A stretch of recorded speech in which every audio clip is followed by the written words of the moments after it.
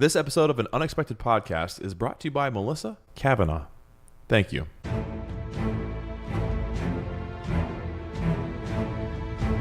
Hello, friends, and welcome to An Unexpected Podcast. I'm Ez. And I'm Lane. And we're talking Tolkien. We're coming to you from the Shire of America, the beautiful state of Ohio, in a little village called Amanda. You know, we are. We're coming, and we're coming hard tonight. Oh. Well, we are. Well, yeah, we are. Yeah, I know what you mean. You know what I'm saying? We are here, and the table's set up, the mics are here, we've got drinks in our hands. Right. Arwen's sitting on the floor to our right. It's dark outside. Uh-huh. It's time to podcast. Yeah, exactly. That's what I was thinking. So, I got a little Kentucky bourbon. What is this? It's like a Bourbon barrel ale. Bourbon barrel ale. Yeah. It's the best of both worlds. It's ale that's been sitting around in old bourbon barrels. You wouldn't think it tastes like bourbon, but it's a beer, but it tastes like bourbon. As it's got to be touching your inner Kentuckian. Can I say that? A beer in the throat. Yeah. A beer in the throat. Guys, we're coming, like I said, coming on hard, coming strong, whatever it may be. We're here. I may have sounded bad, but we're here. Yeah. We're podcasting. And we're into this is episode 11? Episode 11. Someone check us on that. I think it is. Episode 11. Amazing. Strider. Yeah, someone check us on that. That's going to be the theme tonight. Yeah. Yeah. You know? Well, we're in Butterbur mode still. Yeah, we are, actually. Jeez, dude. Dude, we're going to have to get this straight here. Let's get it under control. Let's just dive into quick counsel because I feel like we're gonna need to be there for a little bit. We're gonna be there anyway. Yes. We've been. Thank you to Melissa for being the sponsor of this show. Yeah, thanks, Melissa. We really appreciate that for sure. So we're gonna try to keep. We know we ramble sometimes. Sometimes I ramble. You do. True. I was born that way though. You were born a rambling man. So, anyways, in quick counsel, my friend, how's it going? How you been? I'm good, man. Life's great. I feel like you always ask me first, so I want to ask you. I do. So can I cut you off and just tell you how I'm doing? Let's bring up, dude. You kind of had a massive event that just happened. You're still sort of recovering from. Can we talk about that for a little bit? Because that's awesome. I was there. I witnessed the awesomeness of it. Yeah. By the way, those of you who saw on the pod, on the group page there, Lane did a little live video, and I was at my event. Surprised me. I did not realize he was going to come to the live Rebel Watch podcast, and so we were there doing a little fundraiser. A little something for Children's Hospital that was near and dear to me. No big deal. Yeah, it was good. Amazing. It was awesome, yeah. and we had a really good time and had a decent turnout actually, which surprised me. So, guys, it was amazing. Ezra was just killing it. His Rebel Watch crew was fantastic. There were cameras up everywhere. There were people in seats. There was raffles. There were there were people sitting down answering questions. There were 501st and the Rebel Legion. Legion that were there. So people in costume that were amazing. Unbelievable. Unbelievable. It was honestly a lot of fun. I was super stressed until literally, I'm like, okay, I'm trying to do a live video on Facebook, and Lane just keeps calling me. And I know Lane's not supposed to be coming to this event because he has a rugby match. So I'm like, gosh dang it, Lane, I don't need the mic. I thought I needed a mic that was at his house. And so I'm like, decline.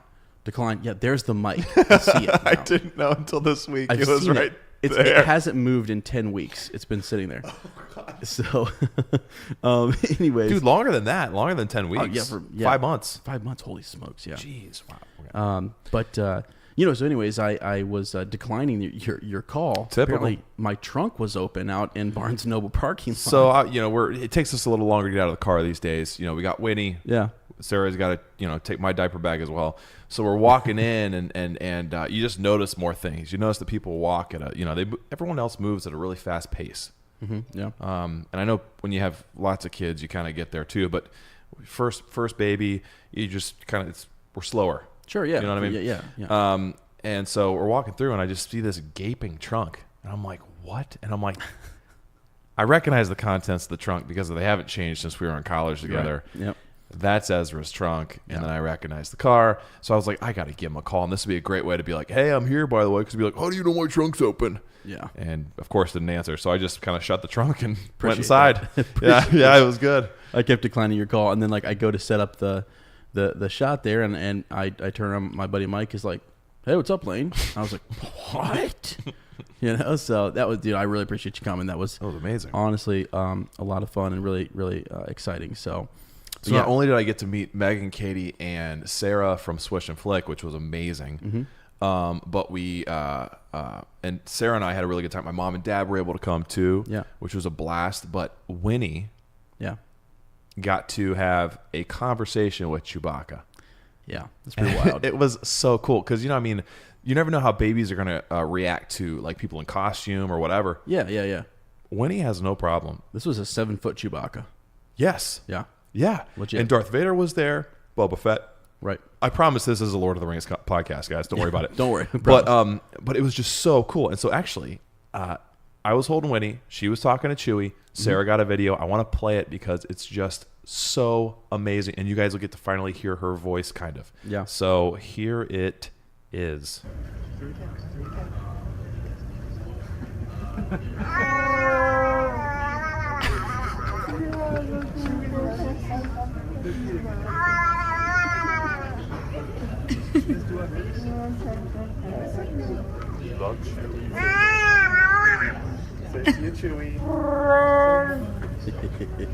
Just amazing, dude. So and cool. so that the woman who is Chewbacca is making those noises, right? Absolutely. Those are her own vocalizations. Yes. Unreal. I mean, it was amazing. I kind of wonder what they were saying to each other, but that's for them to. That's between them. To keep themselves. So So it was really cool. I was honored to be there. It was amazing to see Ezra in his element and doing it for a beautiful cause. So, dude, I appreciate that. And on a high still from it. You know, I'm going to throw out a poll here and now. We've thought about doing this for an unexpected podcast as well. Whoa. That was not in the show notes. No, that was not. Let me get my spectacles here. Whoa. But, I mean, down the line, it's something that amazing. I thought would be cool to do, you know? It'd be cool. We've talked about meetups, you know? Shoot. I mean, if we're gonna do an event, we might as well go to England, right? I know. I knew you were gonna say that. See if we could get a little bookshop over there that we could sort of do it in the Eagle and Child. Can you imagine? Could you imagine? I wouldn't be able to talk the whole time. I'd lose my mind. Yeah. They'd be like, "You guys do a podcast?" We'd be speaking like Chewie. We would be. Yeah, for sure. So that's great. That's great. Anything else? School's wrapping up for you? Yeah, school's winding down. Yeah. We got rugby, spring rugby season's coming to an end, which would be a nice change of pace. I'm honestly ready as for some time to work on some stories, do some writing and art, which I've neglected for months. Sure. Yeah. And then really, I don't know, start expanding our book club.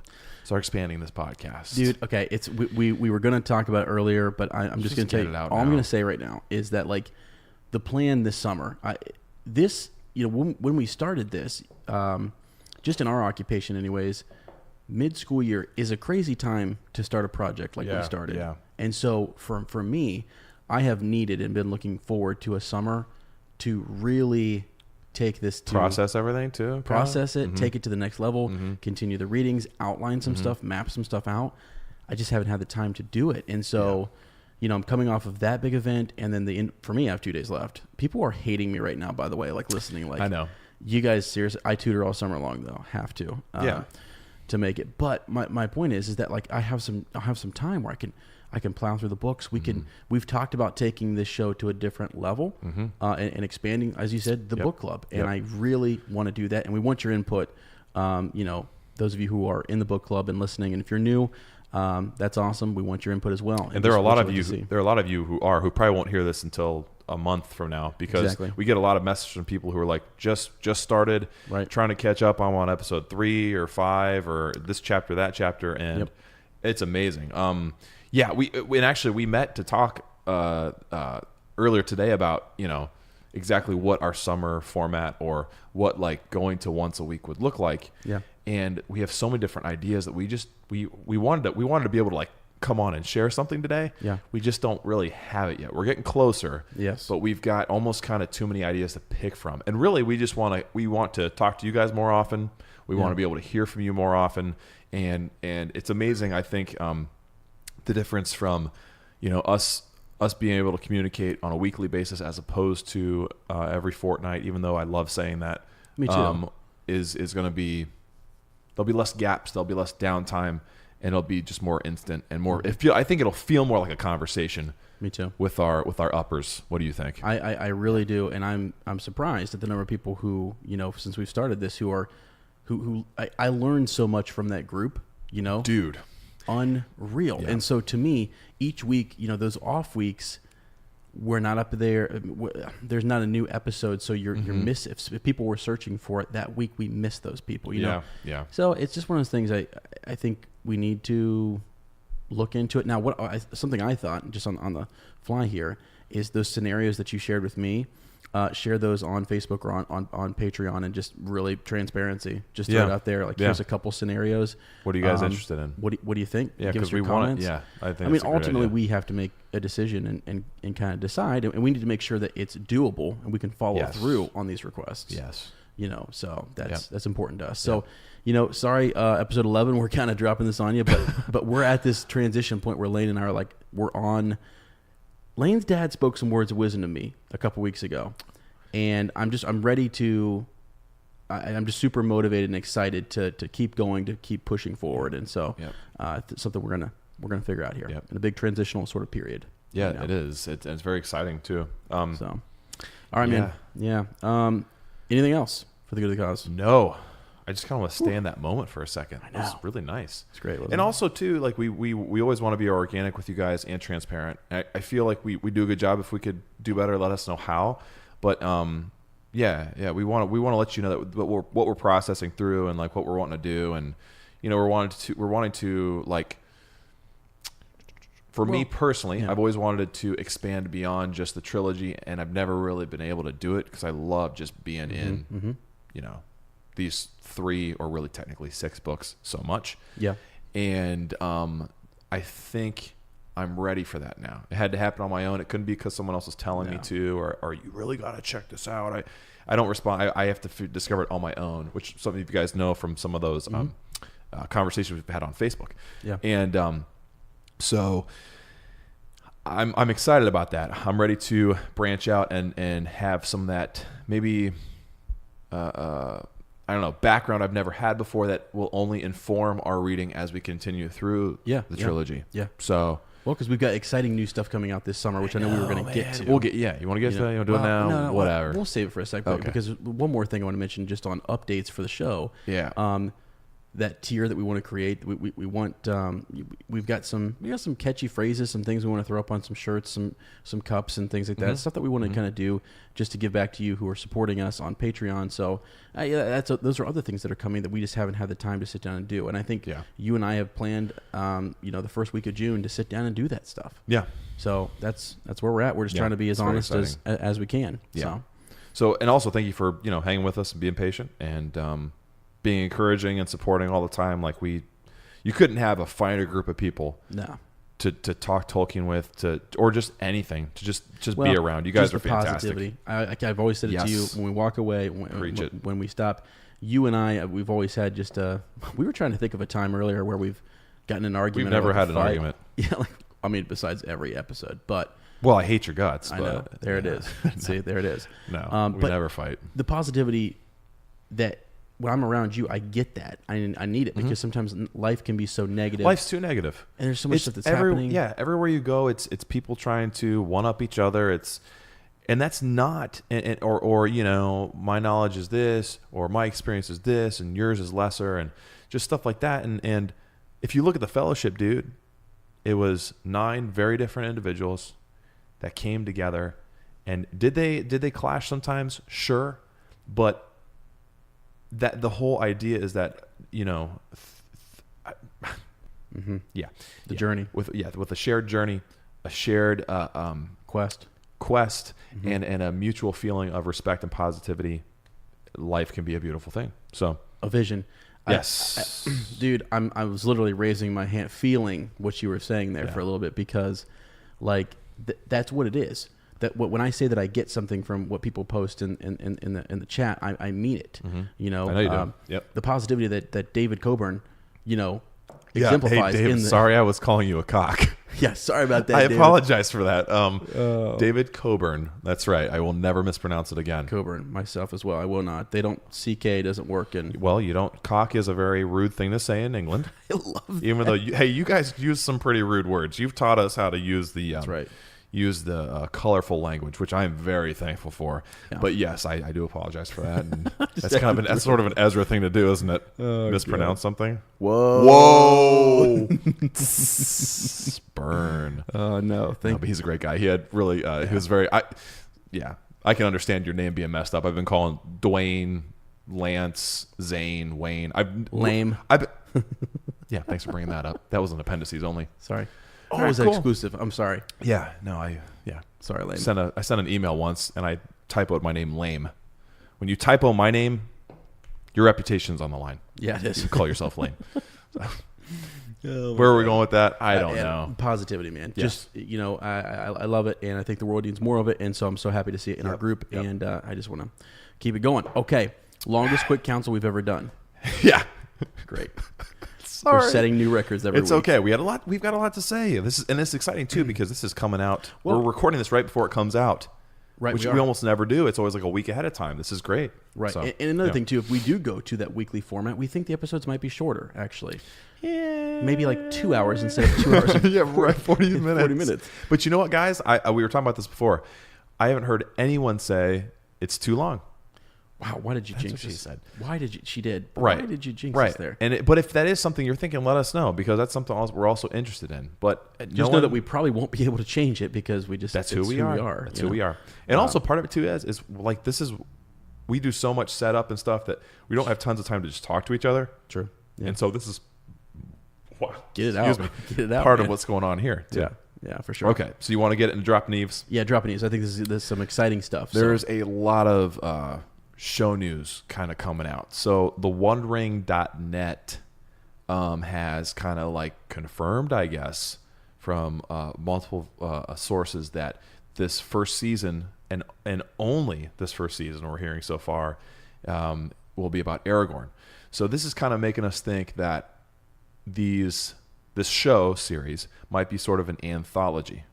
Mm-hmm. So maybe every season will be a different take, follow a different character, be in a different time. Which, you know what, Ez? Yeah. It's kind of the best of both worlds. It's kind of exactly what we wanted and in every way possible. Right?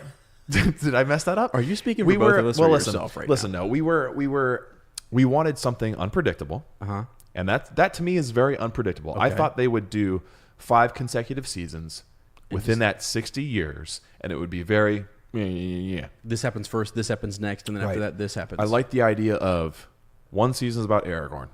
The next, who knows? Mm-hmm. Who knows? Will it be in that same 60-year gap? I don't know. Maybe not. Yeah. But sort of an anthology of different characters, following them in different times. It'll be amazing. What are your thoughts on that? I got one thing to say. Yeah. You said this came out from a source called One Ring. Is that what you said? Is that what you said? Yeah, you're going to bring up their April Fool's joke. I don't trust him. I don't trust him. Yeah. They're a pretty reliable source, Ezra, I hate to tell you. Yeah, I know they are. They've got insiders. It's... What the heck? Yeah, I know. So do we, though. So do you ever we. heard Tammy Lane? So do we. Yeah. Shane, we've got her. Shane Rungy. Uh-huh. Yeah. Sorry. Beat that, honey. Let me call him on the phone here real quick. Shane, what's up? It's about 3 a.m. and but no, I mean, okay, so it's interesting. I would get behind it. I would enjoy seeing a younger Aragorn out there doing his thing. Exploring maybe a different part of. Do you think it would be in a different part of Middle Earth? Well, here's what I'm thinking. I mean, his life is pretty decently chronicled, like as in terms of what happens, but not a whole lot of, to my knowledge anyway. Correct me if I'm wrong. But there's not a whole lot of like hashed out details. Mm-hmm.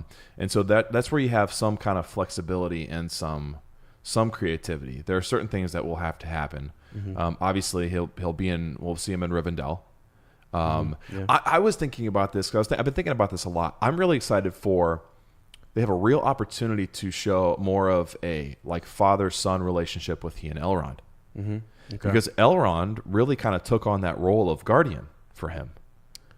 Yeah. Aragorn's father died. His mother was moved to Rivendell, and Aragorn was raised for a time there. And so Elrond kind of took on this role of not just like, it wasn't immediate like you're going to be my father-in-law someday. It was as a father figure. And his sons, Elrohir and Elladan, were kind of like his brothers. Yeah. So that'll be an interesting, like that alone to me would be enough of a dynamic I'd be very interested in seeing. And then how the drama behind, revealing to him his true identity and his real lineage, as like a descendant of Isildur and rightful heir to the throne of Gondor, the king of the men of the West, just all this amazing stuff. Well, okay. Here's my question though. So, anything? Okay. So my question is this: what are we working towards? I don't know. Like, what's the goal? I don't know. But here's the thing. The quest. Yeah, I mean, I don't know. I mean, he definitely goes to battle in different areas and different times. But here's the thing: is that you could see, the way I see this, the opportunity with this show is you could really jump around. Because to say a young Aragorn, okay, well, when we're in the Fellowship, he's 87. That's a long. I mean, young for him is a very relative term. Yeah, you can jump around quite a bit. I mean, do you show him as a young boy? Do you show him in his 20s? Do you show him in his 50s? I mean, you could potentially have like 3 or 4 different actors playing Aragorn. I see. Which I think would be awesome. I mean, maybe that's jumping too many conclusions, but that's what I could see happening. And I think that'd be really exciting. Different phases and times within his life that even kind of intercut. Maybe something that happens as a boy that he experiences something similar, or that leads to something as a man. A lesson Elrond teaches him that he pulls out when he's fighting with Theoden's father. Okay. With the men of Rohan, well, or when he's in Gondor. He was in Gondor and did battle against the forces of Mordor. Like those, we learned this chapter that the Dark Lord is someone who's known to him. He's had they've laid traps for him. Exactly. He's done battle with the dark forces before, so it's nothing new to him. So we would get to see that those interactions. Yeah, for sure. Okay. My thing is just then which character next? They start us with one that we're familiar with, but then which character do you go to next? I don't know. That's the crazy part. How does that happen? You have to take us into, I think, a different age.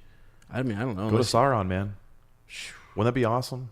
Yeah, it'd be crazy. Or take us into, I don't know, maybe, I don't know where you'd go. I'm just thinking like if you're gonna do that series, then cool. I just don't. I mean, I guess you could do Legolas or something. Yeah, it'll be interesting. It will be. Or could we get a peek at Gandalf? A peek at Gandalf. More of Gandalf's adventures. That's what I'm saying. Is like who else? Boromir? Sure. Yeah. Following. That's a great question. That's a great. Stuff, where do you go after that? Yeah. I guess I'm here again. Yeah. I'm the details. You're the broader picture. They're going to be calling me after this episode drops. So they're going to be like, hey, wait a second. We need to rethink this. We didn't think about that, bud. That fellow on Up Talking Tolkien. But, yeah. So we've had a lot of people. I'm not going to read the articles because this is just time for us to kind of ramble and talk. But let me see here. There's one from Nerdist that Tiffany O'Malley and also Richard George shared. And then right before we got on today,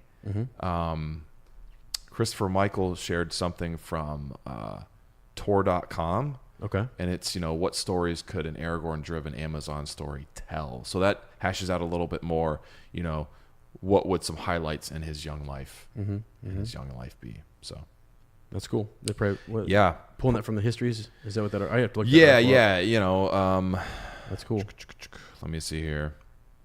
His time in Rivendell as a boy. There you go. His interactions with Gandalf. Like when because his friendship with Gandalf. That's something we don't really see in the movies. Right. Again, like in his relationship with Elrond, we don't really see. It's more like, hey, I'm going to marry your daughter. You make sure that you become king first before you marry her. That's my condition. We don't really get the full picture. When he's fighting he fights with the horsemen of Rohan as Thorongil, and serves King Thengel, who is Theoden's father. So that's pretty cool. And then he goes to Gondor, and he fights for Ecthalion II, who's Denethor's dad. Wow. Becomes a captain in its army. I mean, do they know? See, and this is where you and I have talked about diving into this more and looking into these details. I'm sure people who are listening do know. Yeah. Like, did they know who he was then? Yeah. Has he revealed himself and to what degree? Who knows what? Right. Type of thing. Right. Because I know that some of the histories are pretty. They give you the bullet points, but the idea behind this show and behind what Christopher Tolkien is doing is giving us stories that have more details. There's more, day to day. This happened first, then that. So, we got the big bullet points, but now we're going in and we're and he's what he's really done is like pulled the more unedited works that Tolkien just never had published because they were just so big and making them readable too. Yeah. I mean, there's we could, that might be a good episode, standalone episode, just to talk about. Yeah. Maybe that would be our first show episode and get into the details of what an Aragorn series could look like. Okay. Let's do that. Cool. I'm down. All right. Alrighty, let's move on Awesome. here. What do you got next? My gosh, dude. It's going to be a 4-hour episode. I know. Okay. So Michael Charles had an awesome thread he started on the group of who should play a young Aragorn. Nice. It was very interesting. I think he picked a guy. You're gonna hate me being a Game of Thrones guy. From Game of Thrones, Sebastian Stan. I don't even know who that is. He looks like he's in Game of Thrones. Not sure who that is. Please don't crucify me, guys. But this dude definitely looks like a young Vigo. He would be an awesome Aragorn. If you go to the group and then you page down there, Fellowship Friday, he put it up for I think last week. He was doing some fan casting and asked people who they would like to see play Aragorn. Interesting. Yeah, very good. So I picked one. I think, and this was not my own idea. I saw this suggested, and I was like, yeah, it's pretty good. Alex Skarsgård would be a pretty. He looks like a young Vigo. Is that the guy from True Blood? He played. Yes. He played Tarzan. Yeah, he played Tarzan. Yeah, but his face is very like young Vigo. Like if you look at pictures of Viggo Mortensen when he was like in his 20s or 30s, he looks very similar to him. So I mean, that's the other thing too, is how young are they gonna go? I mean, another guy that would be great is the dude from dang it, I can't remember his name. The dude from Josh Holloway from Lost. He looks a lot like a younger Vigo, but he's like in his 40s. So you couldn't pick him for like a 20-year-old Aragorn, I wouldn't think. So I don't know. It'll be interesting to see how they go with that. And what decisions they make. Yeah, you said Sebastian earlier. Sebastian Stan. Yeah, who's that That's dude? the guy that plays the Winter Soldier in with Captain America and stuff. Okay. Yeah, he's like the opposite. He was his buddy back in the day. Shows You're how thinking much I know of pop culture there.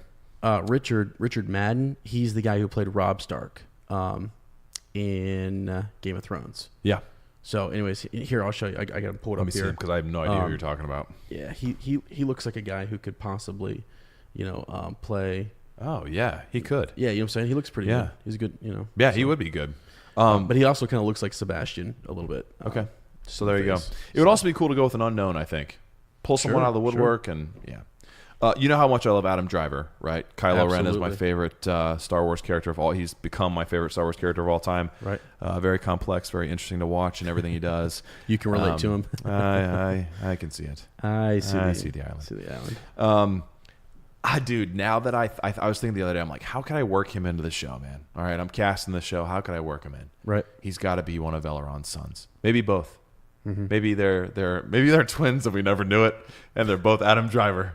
That'd be wow. And dude, I put him side. I'm going to share it on the page. I put him side by side. Did you not share that yet? Because you sent that to me. I just wanted to keep that secret between us to keep it safe. Okay.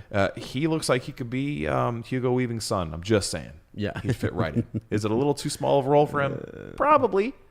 But I don't know. He does enough indie stuff. So that's right. And maybe we'll start a fund to pay him. I don't know. Yeah, sure. Why not? The Tolkien biopic is still in post-production. I think they're just going for the longest small budget film production time of all time. But we'll keep one eye on it. We're going to go watch that together and review that. That'll be a cool little look at Tolkien's life, young life and love and all that. So yeah, we'll keep you posted on that. In other corners of Middle-earth, we have some poll results. So last chapter we asked when the times get tough, Are you more of a Butterbur or an Aragorn? And I don't know if I'm just like skeptical or jealous, but you and I both voted Butterbur. I think that's probably us looking at each other, at ourselves, kind of very harshly, very realistically. Yeah, sure. We aspire to be, Yeah. Aragorn like. We do, but we're also very realistic with ourselves. Yeah, right? sure. 41% said Butterbur, 59% said Aragorn. Wow. Which that's great. Good for you guys. That's amazing. Like I said, I'm kind of jealous. There are a lot of Aragorns out there. There are. We also Thank said goodness, though. Yeah, right? I mean, sure. We'll take it. Yeah. We need that leadership for sure. We do. Did someone just walk through here? What are you talking about? I felt footsteps on the floor. Shut your mouth. Was that you? That might have been me. I don't know. Good Lord. Was that Arwen? We also said, do you hear Sauryani or Lothlorelian? And 44% said Sauryani, and 56% said Lothlorelian. Yeah, dude. I think it's made up. As is convinced it's a real phenomenon. I don't know, dude. Yesterday, all I heard was Yanni, and today, all I can hear is Laurel. Yeah, it's a bunch of bullcrap. It's weird. We need real problems. That's all I'm saying. Preach a little. Mike Upshaw did a cool poll. Wow, I can't think. In our awesome. Facebook page about the fellowship. Who would be in your fellowship? So go check that out and also vote if you haven't voted. I think it's really, really cool. You'd be surprised at who's sneaking in there. Yeah. You know who snuck in for me? You ready for this? Glorfindel. I did see that. You see that? Yes, I did see that. I snuck did in you in snuck there. who I recommended as being added? No, huh? Thanks, Ez. Sorry. Gollum. Are you kidding? He's going anyway. Wait, was that one of the options? No, I said I think we should write in Gollum. Oh my gosh! No wonder I didn't. Yeah, sorry. I thought you had a real. That is a real, Okay. a real one. I'm just kidding. I do have some apologies to make. I talked about like Butterbur as like burr is part of the plant. We talked about how they were all botanical names in Brie. Did we? We did, and my botany is obviously my knowledge is lacking.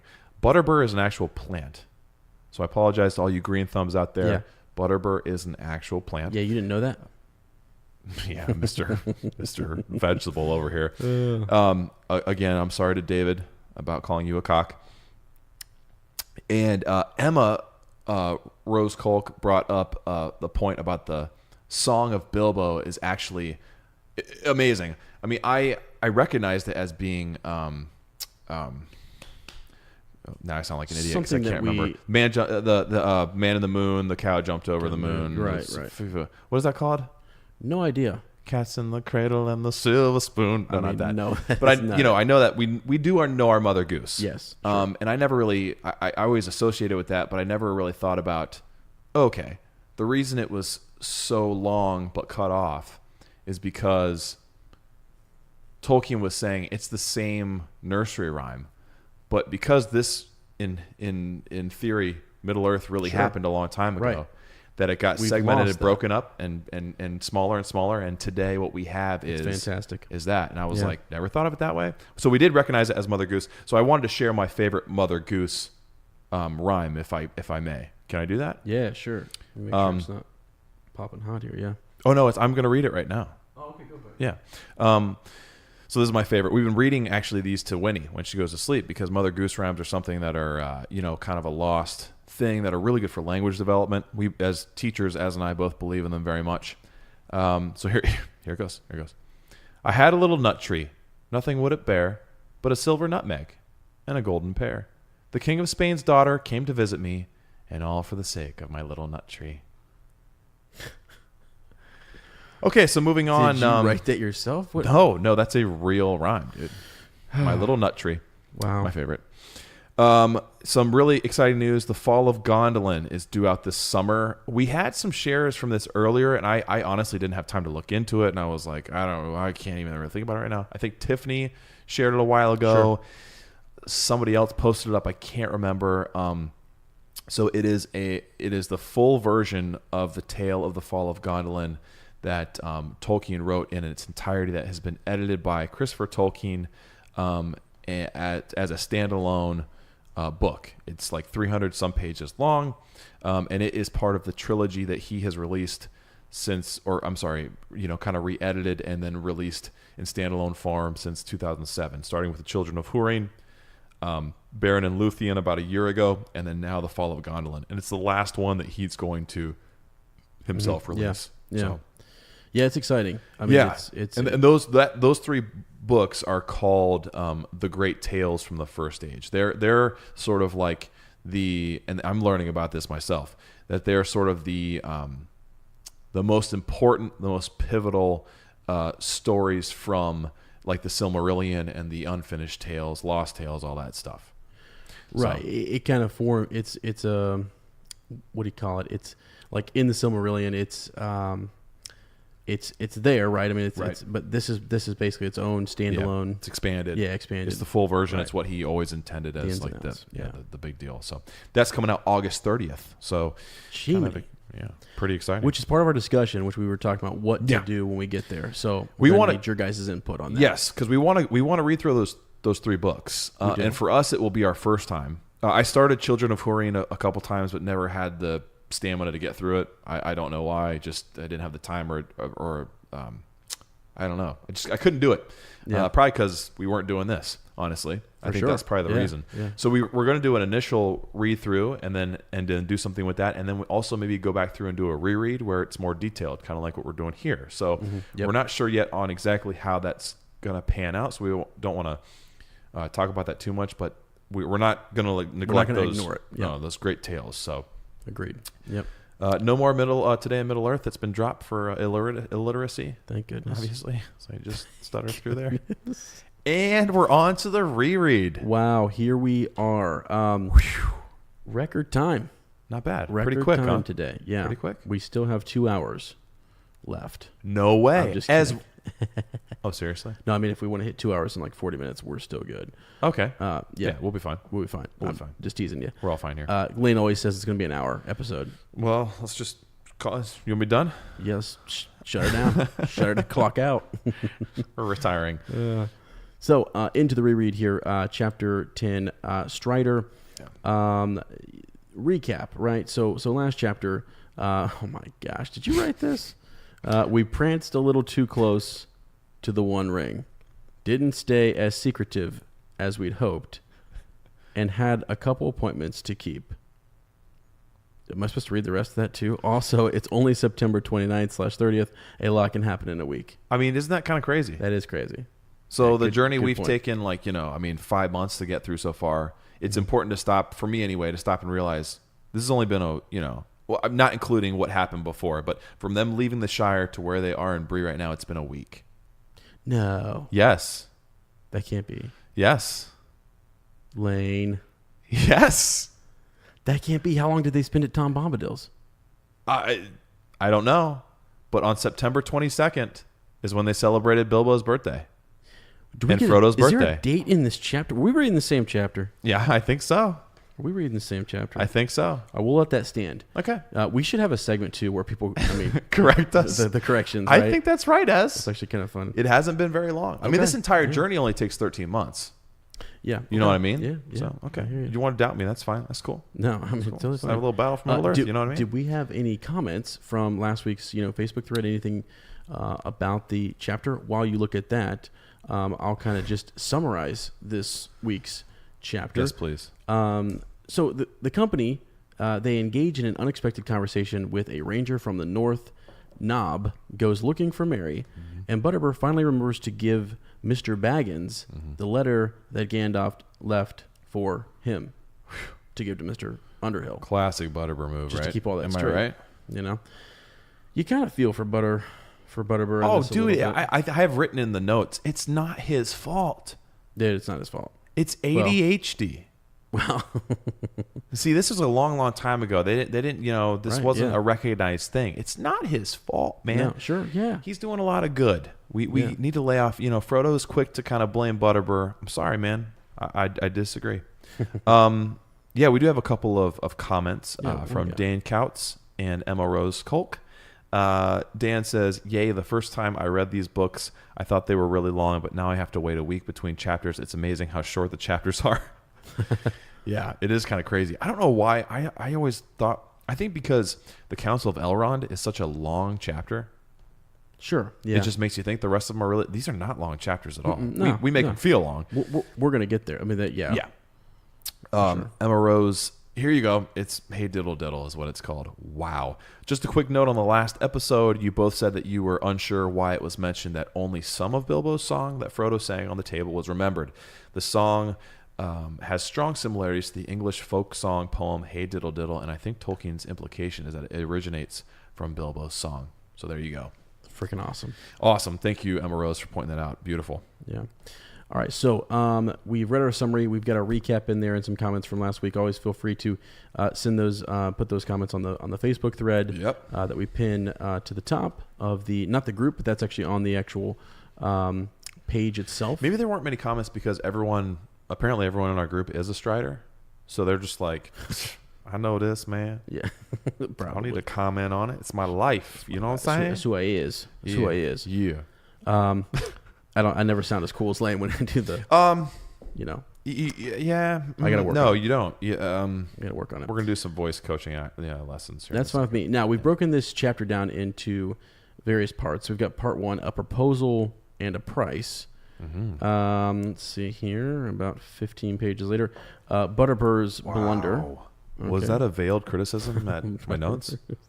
Part 3, the Ranger revealed. Yeah. I like those. Before we get into it, though, I don't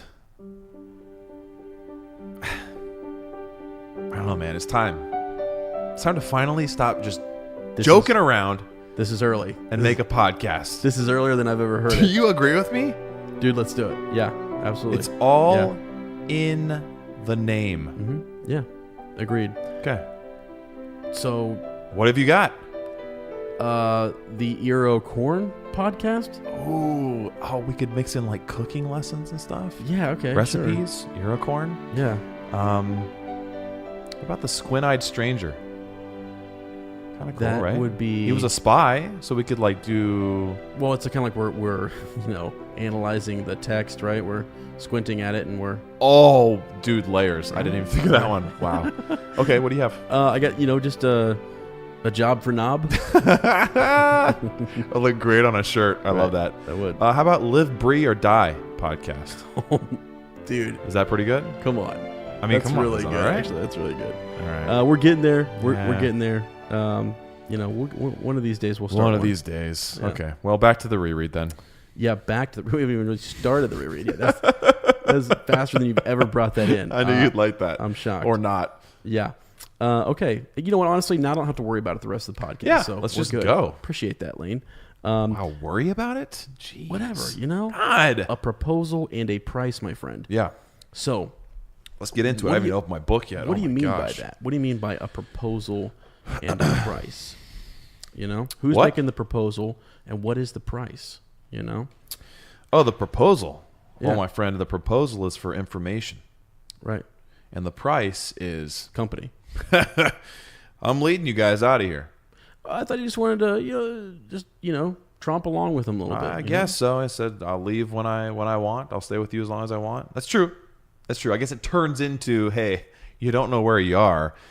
You could probably benefit from me leading you out of here. Gosh, I thought he was just offering, just a good companionship, offer there. Yeah.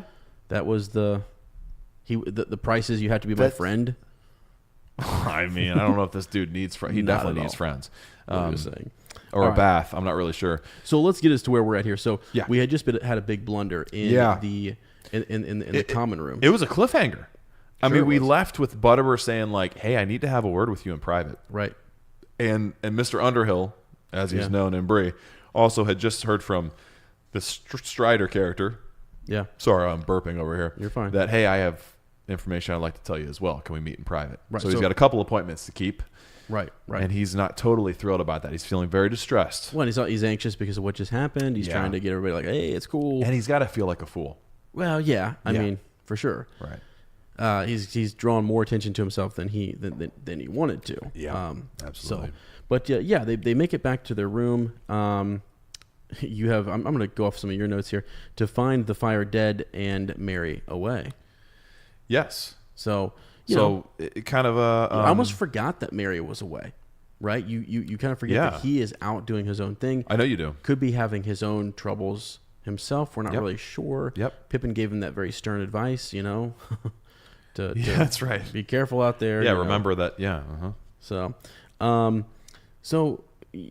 this starts off. I think it's kind of funny how when they come in and they're getting everything sort of like organized or getting themselves gathered. Right, they don't even really notice that Strider is right behind him. He's just sitting in the chair. Yeah. Yeah, right by the door. Yeah. And it parallels like how he actually. Well, we haven't heard that yet, but how he comes into Bree. Yes. So they come into this room and Strider just like a shadow, just right there, following him. Yeah. And then that's the same way he actually entered into Bree himself. Exactly. It's amazing. Yep. Yeah. So let's see. You said I might hear something to my advantage, I believe, said Frodo. What have you to say? So he introduces himself and says, I am called Strider. And though you may have forgotten it, you promised to have this conversation with me. That's right. And this is where you get into that proposal. Yes. He's wanting to offer him some advice, but if you heed this advice or what have you, in exchange, you need to take me with you, correct? That's right. So he goes on to have this conversation where he basically starts to kind of, I like that. I know the fire has died in this room, in the parlor, but I wanted to have a little bit. Yeah. Maybe for us, we could hear a little crackling of the fire. Is that all right? Sounds real good. So we can be in the You're parlor. always setting the mood, I like setting the mood, Ez. Something. It's a good way to be. I like it. This helps calm my anxiety down. I appreciate it. So, Me too. Frodo's anxious. We were a little, we're always anxious before we jump into a reread. So here we are. I mean, we're on the edge here, man. I mean, we don't know who this Strider is. Yeah, we don't know. We just made a fool of ourselves. We just gave ourselves away. We saw some people dash out. Yeah, for to sure. go, I don't know, alert someone. Now here's something. So Tom Bombadil tells us that we can kind of trust Butterbur, right? And that he's a good guy. Yes, and that's in the back of our minds. Yep. Right, it's in the back of our mind. So when he says to us that, I'm not so sure about this fella, you know what I mean? That, to me, I don't know. He's the guy I'm trusting, and I'm not as easy or as like to trust this Strider fella. Yeah, no kidding. You know what I'm saying? Yeah, no kidding. Plus the look of him. He's not exactly the most kempt human being in the world. So they're looking at that. They're like, this dude looks like a ruffian, man. Yeah. Yeah. Can you get off the keyboard there for a sec, man? What was I doing? I mean, you just totally jacked up the outline. It's cool. I mean, you just erased everything. No, I didn't. You didn't see it? I mean, watch me Control Z this. What just happened, man? It's cool. Dude, nothing changed on mine. Okay, cool. Well, it was moving on mine. So that's cool if you want to mess with things. Oh, wow. Good Lord. Anxiety. Yeah, Frodo. I'm very anxious here. Let's get into this, huh? So you say here that they must take Strider along with them. This is part of that whole bargaining back and forth. He wishes to depart. He believes it's a fair and glad trade. One thing that I thought was interesting about Strider is that, as he's talking to these guys and they're starting to kind of understand who he is and his offer and stuff, he's very, he looks dark and ominous, right? But he has this smile that he can very much change his look and disarm them, I guess, or calm them, I should say, with his smile. Yeah. And just, did you notice that? Yeah. Several times. To me, it almost kind of seems like he's amused by them. Yeah, he's amused. Like they're kind of like, yeah, you're right, though. It does have that effect. It does sort of, it disarms them. It makes them more comfortable, maybe a little more trusting. I think he's also impressed, though, with how resistant they are to him. They're not just divulging all this information. They're pretty. You know what I mean? They're pretty strong to like question who are you? Who Right. He thinks that's wise, right? Yes. Sam himself is also not. Sam's the last one to trust this guy. He's the last one, right? The last Good for one. Sam, by the way. Exactly. And I think that was also part of Strider's intention too, was to say, are they just gonna jump in with me willy nilly? Right. Or are they gonna? Do they have the ability to defend themselves a little bit? He's trying to teach him a lesson there because he was. Basically, he's discouraged because of their behavior in the common room, right? I mean, that showed him, oh boy, I've got my work cut out for me. if this is who I think it is. Yep. And so he was encouraged to see that they weren't just taking him, at his word and like, oh yeah, sure, help us. We need your help. Like, get us out of here. So that gave him pause, and it was a good pause. Yeah. Yeah. So. Absolutely. I love. It's just hilarious. He says, just this, you must take me along with you until I wish to leave you, saying that that's the price he has. Mm-hmm. Oh, indeed, replied Frodo, surprised, but not much relieved. What a confusing emotion to feel. Even if I wanted another companion, I should not agree to any such thing until I knew a good deal more about you and your business. Excellent, exclaimed Strider, crossing his legs and sitting back comfortably. You seem to be coming to your senses again. And that is all to the good. Mm-hmm, mm-hmm. It's great. It is, and so he's pleased by that, and now and Frodo presses him and wants to know, what is this piece of information and knowledge that you know? And I thought this line was pretty neat. Too much, too many dark things. Yeah, sure he does, and that's the whole idea behind the idea of making this show for a young Aragorn. Absolutely. So, yeah. But anyways, and also as for your business, mm-hmm. right? He goes up and he checks the door, man. Yeah. Because of what he saw in the common room, right? Yeah. Have you ever been in that situation where it's like, hold on, I'm about to talk about something super secret, super whatever. Let me, I'm looking around the corner. It's been in every chapter so far. It's been in every chapter. Let's get indoors before we talk about this. We shouldn't mention this outside. Let's not talk about it at night. Let's wait for the daytime. He's checking his surroundings, making sure that there are no. You never know. It's that old idea that you never know who's listening. Right. Right? Yeah. So, and I think when we're comfortable, we tend to say things that we wouldn't if we knew, certain people were hearing.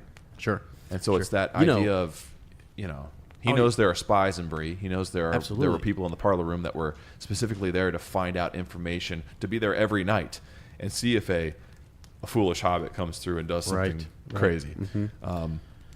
100%. Another thing that is, first of all, I think Sam, next to Aragorn, has some good ears, because he goes on to say, he talks about his keen senses of, just his hearing and, his stealth and all that good stuff. Yeah. I don't think he could have snuck up on Sam. Just saying. You know what? He kind of did in this chapter. I don't know. He would have a hardest time with Sam, for sure. That's what I'm saying. Is that, I love that when I first read that, I'm like, well, I know somebody who has some good ears. Yeah. Who's spying, black riders off in the distance. Faking sleep. Yeah, exactly. In front of an elf. I know somebody, who could go, so I don't know. He has a lot of respect for Sam too. In this, by the end of this chapter, stout heart, little hobbit. Exactly. Yeah, so I really admire that. Yeah. Now, this next bit though is really interesting in how he learns about how he comes across these hobbits. Mm-hmm. This is something that I wish. This is not even in the extended edition, is it? No. Well, no, obviously because it involves Tom Bombadil. Yeah, but, right. He's been following him for a while. Right, and so talking about how he can avoid being seen. He was behind the hedge this evening on the road west of Bree when 4 hobbits came out of the Downlands, and he says, "I need not repeat all that they said to old Bombadil or to one another, but one thing interested me. Please remember," said one of them, "that the name Baggins must not be mentioned, and I am Mr. Underhill, if any name must be given." Yeah. How close was he that he could hear that conversation, Tom obviously knew he was there. Or is it his heightened sense of hearing? Yeah. Is it that Númenorian ranger thing he's got going on where he can hear, he's more observant, he can hear things. Yeah. Yeah, I mean, he was behind the hedge this evening on the road west of Bree. Yeah. Okay. Yeah. And they didn't see him. They don't know who this guy is. It's a shadow, man. He's a shadow. He sneaks in. I mean, I'm just going to jump there. Jumps right over the wall. Yep. Sneaks right in over the wall. Man, I wish they would have shown that in the movie. Yeah. Don't you? Did they not? No. I don't remember. No, his first appearance is in the booth. Just sitting there. Yeah. You didn't see anything come over that wall. No. Okay. It would have been awesome to see visually. Yeah.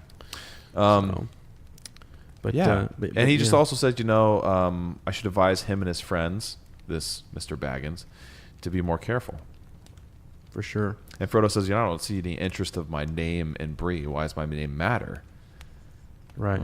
Well, and he's still trying to keep up that whole facade that, I've got nothing. There's nothing to see here. Yep. Move along, And he does this. I have a note later on, but we're going to talk about it now. Sure. He does this almost to the point of it being ridiculous, where Butterbur knows who he really is. Strider knows who he really is. And I think this is him holding on to the last thing that Gandalf really said to him. Mm-hmm. The last charge that Gandalf gave to him was, don't use the ring, and also, don't use your name. Right. Yeah. And I think he's almost, as much as it is like him not wanting to be found out, I think it's also him just wanting to keep Gandalf close in some way and honor that. Yeah, what do you think? Here's another thing, too. The fact that he's mentioning, Strider mentions here that he was looking for a hobbit named Frodo Baggins. Yeah. Now, if I think earlier Frodo was worried that they're looking for a Bilbo Baggins, or just a Baggins. They're just looking for a Baggins. Yeah. But once you start to inquire, they don't know. There are multiple Bagginses. Right. And so how Frodo's relationship to Bilbo would be what that would be sort of how they would connect Frodo to any of this, right? Yeah. So it's just interesting that he's not looking for a Bilbo, Right. Like I believe the Black Riders are looking for a Bilbo Baggins. Yeah. You know what I'm saying? Yeah, So absolutely. Or even just a hobbit. They're just kind of like picking. They're looking for hobbits, just picking that information. Sure. I mean, they have that from Gollum. That's true. They do have that information of that he lost it to a Baggins. That's right. Yeah. Cool. No, we're good. Black Rider out there. What's going on? No, man. Somebody just pulled up behind my car. That's unusual, isn't it? Mm-hmm. Yeah, it's unusual. The wind's going out there. Dude. Okay. Anyways, we don't make this stuff up, guys. Honestly, no, we're not making that up. It's man. kind of strange how the natural world parallels what's going on with us. You got me freaked out. What's going on? Well, no one has ever parked behind me out there. So Well, there might be a funeral. Is there? There's a funeral home right over there. At 10:30 at night? Then I'm real worried. People die every time. Let me of the tell night, you that man. I'm real scared. Maybe Okay. it's Okay. Black Rider. So- I don't know. Anyways, back Okay, to back to this. it. Whoa. Yeah. So, but my whole point is just that, like, because right now they're trying to analyze what Strider is saying, and if you're doing that to try to figure out whether he's friend or foe, I would hear him looking for a Frodo Baggins, very specifically a Frodo Baggins. Yeah. That's different. Yeah, That to me, him as a friend. That would indicate more of a friend than a foe. Right. Absolutely. So that was my thinking. Absolutely. It's There. beautiful. Well, thank you. You're welcome. He also says, that this Frodo Baggins is carrying something out of the Shire, a secret that concerns me and my friends. Mm-hmm. Yeah. And so Frodo's like, okay, this dude knows a lot of information. Now, don't mistake me, he cried as Frodo rose from his feet, and Sam jumped up with a scowl. I shall take more care of the secret than you do, and care is needed. He leaned forward and looked at them. Watch every shadow, he said in a low voice. Black horsemen have passed through Bree. On Monday, one came down the greenway, they say, and another appeared later, coming up the greenway from the south. Mm-hmm. Yeah. So they're there. Now hold on. I have and you're not going to like this, Let's hear it. but I'm sorry. Strider, I don't think you know what it's like to carry the ring. Okay. No. So hold on a second. This line here. Yeah. Because he sees Frodo rise up in his seat, probably angry. Sam's jumping up with a scowl. I shall take more care of the secret than you do, and care is needed. It is not a competition. People are going to hate me for this. Well, listen, as maybe Go what ahead. he's doing is he's seen him make some mistakes, some very important mistakes. Okay. And maybe what he's doing right here is he's the coach, and he's saying, "You screwed up the first half. you had the ball in your hands, and you screwed it up. Yeah. What are you going to do about it? I care more about this game than you do. I practice harder than you do. What are you doing? Huh? You care about this game? Am I topping out there? Sorry. You are, but it's great. So maybe that's... I get you the I almost motivator. think he's kind of saying like, Yeah. you think you care about this? Psh, not as much as me. Because he knows that Frodo will say, you know what? All right, I'll take that. Screw you, bitch. Yeah. That's going to hurt. It hurt really bad. But it was worth it. And, helping him rise to that. I get it. I get that. I just think, like, owning this burden, I guess. And I also get the idea that we're trying to build up the Strider character right out the gate. This guy's he's a badass. He is, and so I understand that. You all right? I kind of hurt my throat a little bit. What's wrong with you? What's wrong with you tonight? There's something up with you. It's like, I don't know. Is it the bats? I don't know. Maybe I'm just more of a ranger than I thought. Huh? Yeah, maybe. Less of a butterbur. Maybe. Yeah. So, anyways, let's move on. Yeah, let's move on. We're only on the second page. Jeezy, right, Lord. Yeah. So there was a silence. At last, Frodo spoke to Pippin and Sam. I had to have guessed it the way the gatekeeper greeted us, he said, and the landlord seemed to have heard something. Why did he press us to join the company? So now he's starting to be a little suspicious of everybody. Oh, yeah. Why was Butterbur pushing us to get out there? Is this a big conspiracy to get me trapped? Yeah. And to take the ring? Exactly. Because they've seen, why would no one else, tell us about this or whatever? Well, again, they're scary. Yeah. And we don't want to talk about them, indoors, outdoors, anywhere, right. really. That's some queer talk, and we don't need that here. No. At the Prancing Pony. So, well, especially the times that Bree is. We learned that these times in Bree are darker and more dangerous than they've been in a long time. We also learned that Strider has tried to see the hobbits, and he tried to stop them from going into that common room. Right, sure. And again, but Butterbur didn't allow it. Yeah, he wouldn't let because of his distrust of Strider, which is so interesting, isn't it? Yeah. Because we learn later who else Butterbur is very close with. Yeah. Who's also a common friend. Right. And it's just interesting how this identity has been kept so secret. Well, but I think it shows that perhaps this secret meeting or this secret relationship, not maybe secret, but to other eyes, a relationship between Gandalf and Aragorn is not necessarily, known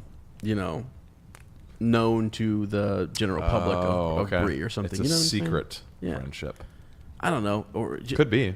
If you can't put the two and two together, then, when you see, Strider out and about doing something, you're not pairing that to Gandalf's business, if that makes sense. See, and I also wonder... I don't know. No, yeah, I get that. I also wonder, too, how noticeable is Strider? I think we think of him as like this beautiful man, Viggo Mortensen, this handsome, swashbuckling... That's wrong. That's piratey. Heroic. Just... Chiseled. Women love him. Dudes want to be like him. Kind of a guy. Sure. I don't think that's what Tolkien intended. Not like rough as in rough and it seems kind of scruffy. Yeah, like a bum you'd pass on the street. Yeah. Like a guy who's a mysterious vagabond. Yeah. Right. Which I think we don't really we like create that. We're like, oh yeah, sure, okay. So he hadn't showered for a couple of days. No, just like a dirty dude who lives out in the woods that you probably wouldn't look at and go, boy, he's cute. I'd love to be like that guy. No, like a rough, beaten down human being. And we get a glimpse later on of him kind of revealing himself as greater than that. Exactly. But he has that ability to look just almost invisible. And that's why he passes as a shadow. Sure. It's because he's so not memorable. Right, and so Gandalf, which is uncomfortable as a hero figure, isn't it? We want our heroes to be, oh wow, there they are up on that pedestal. But really, it's like most of our heroes are everyday average people, much like hobbits. Right. Okay. And so when you look at the way Gandalf is disguised or guised, right? Sure. He often plays. I think it's the old mentioned man here. He's the old man. He's kind of a. They talk. Actually, I think Strider talks about how to the hobbits, they basically that they don't realize how great he is. His true power. Yes. And to them, it's all gimmicks and toys and tricks and stuff. Fireworks. And that's what it looks like. Yep. And he wants it to look like that to them. Yep. And maybe it looks like that to other folk in the Breeland. Yeah. So. Wow. We're all over the place. It's great though. It is good. That's what we do. So we are. All right then. So okay. When they learn that, Butterbur wouldn't let Strider see Frodo. Frodo kind of questions Butterbur's allegiances and honesty and trustworthiness, and Strider assures him, he's no harm. He doesn't mean anything ill. Right. No, and I think that's good for them to know that, because he's gonna be coming in and out of the room. He's in charge of the place that they're staying, and has a lot of influence as in who can come and go. Right. So we do need to know whether we can trust him. So Yep. now we've put him in the he's a friend category, but we're doing that based upon Strider's word, who we still aren't quite Who sure Butterbur about. doesn't like. Right. Right. But we can go back to Tom Bombadil, and like that's in the back of our mind. Sure. Cool. We've got a vote of It confidence verifies there. that a little bit. Yeah. So Mhm. Yep. so as we're thinking through that, all right, what do we got next here? Well,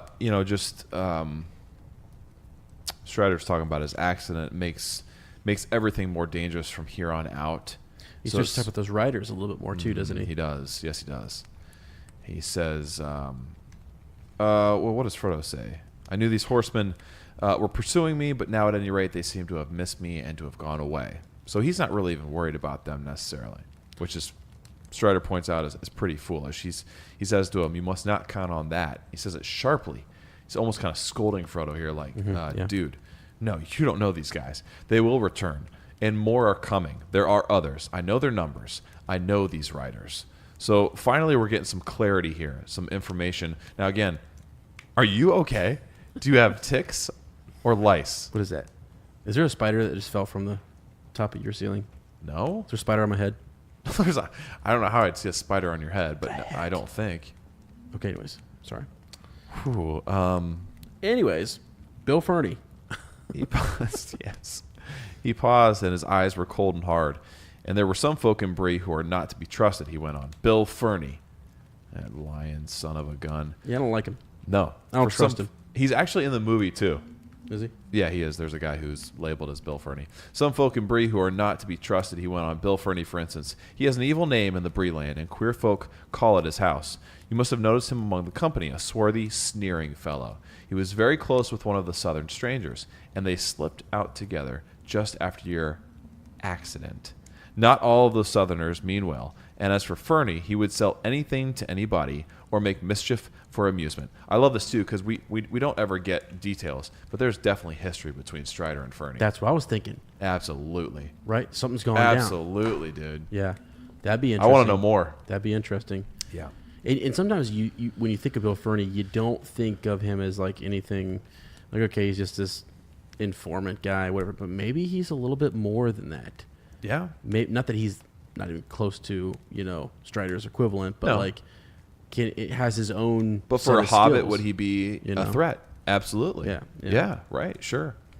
Yeah, so that's interesting. And that was a scene, man, right at the end when everybody's kind of like getting, just, gotta get the heck out of here, and report this back to the Dark Lord, Yeah. They take off out of there, and do. so it's neat to kind of see Strider tie that up for us and tell us, who's on which side again. Yep. Now, we still don't trust this guy. No. Okay, we're still not sure. No. We're not sure, right? Uh-uh. So news of you, of course. So this account, your performance, would be interesting to certain people, all right? Especially if they were told his real name. Mm-hmm. That name is being tossed around by some pretty memorable black writers. Mm-hmm. It's a memorable. I mean, somebody comes rolling up to your place asking for information on Baggins. You're gonna and they look like what we know the Dark Riders look like. Yeah. The Black Riders. That's something that Yeah, would absolutely. you wouldn't forget that. No, you wouldn't. So, and when you hear information like this, maybe there's reward. They did say there's gold involved, So that information is traveling fast. Yeah. Even though it's late and it's nighttime. Yep, that's right. We're going to find out more about that later. That's right. All right. I did have a little observation here. We get a lot of information about Strider simply from just looking at his mannerisms. Right? He's got a cloaked identity, but it's contrasted by implications of a higher call or purpose. We see glimmers of this in his grimaces, his curled lips, clenching of his chair, especially when he's talking about this evil. Yeah. You know what I'm saying? So he's bringing up details about these guys that the hobbits know are after them. That's a And great. it's almost like there's this physical pain that he shows from either past run-ins or knowledge of their true identities. Yep.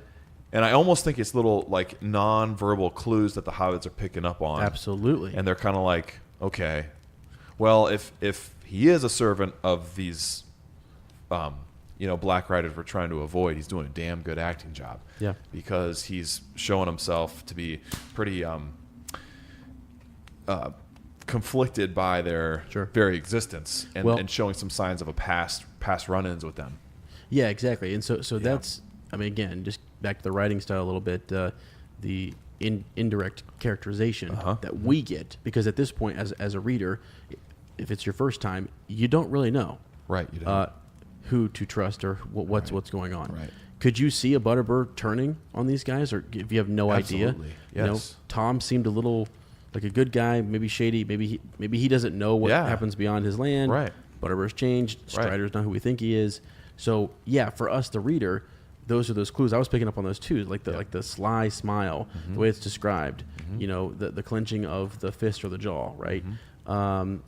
And you have to pair those with what he's talking about at the time. Yep. And if you do that, then you do start to kind of lean towards, okay, we're still talking to this guy, and he seems to be giving them good advice. Right. So through the Hobbit's eyes, they are interpreting this guy, and the body language. It's great. Yep. It's great. It really is. It's really telling. cool. Yeah. So, okay. Moving on here just a little bit. He's given them all this information. Is that enough? You can do as you like about my reward. Take me as a guide or not. There you go, as guide. Mm-hmm. Yep. Okay. You know that I. Oh my gosh! I'm sorry, I can't read.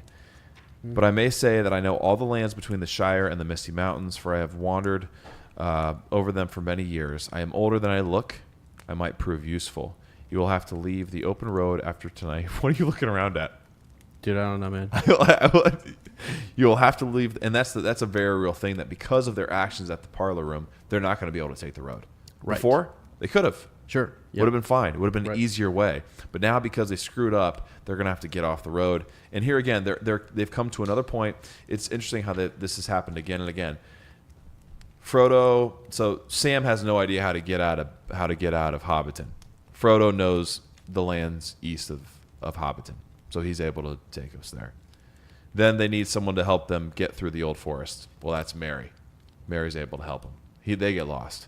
Then Tom is able to help them get even further and even save them from the downs. So they're always relying on some new person to take them farther than they've been before, because they're in uncharted territory. Mm-hmm. You know what I'm saying? So here again is this theme they've seen before of, okay, we've been brought to a place by whatever kind of grace or divine power or whatever it is. Yeah. And here we are again, and this guy wants to take us further. Now, we don't know his intentions, but so far that hasn't led us astray. You're right. So far that's brought us to this place, and we still have the ring. We're still fairly, I don't know how secretive they still are, but fairly secretive. I mean, no one's coming right into the room and saying, "Give us the ring," and the ring wraiths aren't banging down the door. But so it's interesting theme on repeat, I guess. Yeah, it is. You could say. Yeah, it absolutely is. And but there is this. I think those things have taught them, though. This does keep happening, so that they are lulled into that comfort zone. Mm-hmm. But Sam and Frodo both really show a lot of wit here. Mm-hmm. I think Sam is the one who kind of jumps up after this offer has been made to take them down some secret pathway, etc. Get them out of Bree. You have to, as you said, escape, right? And he says, "With your leave, Mr. Frodo, I'd say no. This Strider here wants." He warns, and he says, "Take care." And I say yes to that. And let's begin with him. Mm-hmm. Let's go, Sam. Yep. You know what I mean? Yep. Don't trust him. Okay? Yeah. And that's his job, isn't it? That's what Gandalf told him to do. You protect Frodo no matter what. Mm-hmm. Yep. So, and again, I think it's neat now to kind of foil that a little bit. Pippin's fidgeting, he's looking uncomfortable. Strider makes this. Can you see that too? Pippin. Oh, absolutely. Yeah, absolutely. Yep. And Strider doesn't reply, but he turns his eyes to Frodo, looking back at the leader to kind of see what he's going to say. No, he said slowly. I don't agree. I think you are not really as you choose to look. Yes, I love this. Great observation number 1. You begin to talk with me like the Bree folk, but your voice has changed. And this would have to be Frodo's knowledge of the greater world too, right? Like that's this. You have a Bree accent, quote unquote, Right. But you're giving yourself away. Yeah, I'm picking up on it. You're not now. really from Bree, right? What a great what a great catch, though, right? Yeah, I mean that's pretty yeah. cool. And almost like I wonder if there's some sort of quality to his voice too that's even higher than like just an accent from a region. You know what I mean? Like something that it does to them. Well, I mean a lot like Viggo Mortensen's voice in the movie. He has this tone and timbre where you're like, geez, dude, whatever you need, man, I'm following you. Sure. It elevates Yeah. you. It's like this thing of there's something deeper with this specific person. I love too, man. Again, like his language is so beautiful, and I can just envision this, right? You mentioned the Pippin fidgeting and looking uncomfortable. Strider doesn't reply to Sam. He turns his keen eyes to Frodo. So I'm imagining these piercing gray eyes looking at Frodo. Frodo catches his glance, and he can't even. He has to look away. Yeah. Because this individual is so powerful Yeah. and perceptive and intimidating. Yeah. Not in a bad way, but just like he's such a strong character, right? That he has to look away. Like and he's about to defend him, and he can't even. He's like, "Whoa, okay, Right. dude's intense." Right. But I guess if on Frodo's, although he does look away and can't hold that gaze, he still though doesn't deviate in his Exactly. his thinking, It almost kind of I think it almost reassures him, confirms what he's thinking. He's like, "Shit, okay, Yeah. okay." He doesn't look like maybe we would want him to, Right. but this dude I think can be trusted. There's something else going on. He wants us to think he's from Bree. He wanted to blend in here. He wanted to all these different things. Now, there's a couple ways this could go, and there's more questions to ask. Yep. Why the disguise? Yep. Who are you? What do you really know about my business? Yeah, and why all how the do secrecy? you know it? Right, Yeah. exactly. So those are the questions we need answered, right? And Strider compliments him. That's right. That's a great, hey, this lesson that I've been trying to teach you Dude, since I walked in this Come door on, has been learned. it's awesome. And now I will say, He's really. Oh, go ahead. I'm sorry. I mean, he says the lesson in caution has been well learned. I'm just maybe a little, Frodo's been this keen before, okay? Just because he had a big blunder in the, okay, he's had multiple blunders. Yes, he but has. whatever. Yes, he has. I think those observations, though, are his own. Even though he says the lesson in caution has been well learned, I think they were cautious anyways, though. Yeah. From the get-go. So, sorry, were. I'm just being Yeah. a little, No, they were, but maybe what he's saying is they weren't cautious. But he says it with you a smile. Can't be too cautious. Yeah, he's just back, Yep. And was he's also kind of saying here, like, caution is one thing. He says caution is one thing, Sure. wavering is another. You got to decide. You gonna trust me or not? Oh, this is what I had sort of some beef with, okay? Okay. Because You got beef, with my boy. I do, and I knew you wouldn't like it. That's Oh, why snap! I was, I'm putting the book down, let's dog. go. So no, my thinking is so let's go a little further here. I will answer some of your questions if that will help you to do so. But why should you believe my story if you do not trust me already? Absolutely. Still, here it is. Absolutely. And this is when they get interrupted. But, my friend, listen to this. I think the idea, look at you puffing on that. Put that You're like cigar Strider, down. man. I What's should wrong be with over you? in the corner there. Gosh. So, why should you believe my story if you do not trust me already? They're just questioning you. Okay? And the way you answer those questions will help me determine whether or not you are friend or foe. Do you think he really means that? I'm just saying. Do you think he really means, why don't you trust me already? Or does Yeah. he want them to continue to question? Maybe he does. Right. Maybe he does. I think he's feeding this whole thing. I think He honestly might, and that's a very good way to go. Because if you would have went with the whole that No, honestly I is think the way he's- I saw. Yes. He's coming from a way of like, no, we're going to keep this game of back Let's and go. forth. As long as it going can this go. battle of wit. Let's Yeah. see if they can read between the lines and Dude, and it is. stuff It like is a that. battle So, of wit. It is almost kind of like the opposite of the riddles in the dark, isn't it?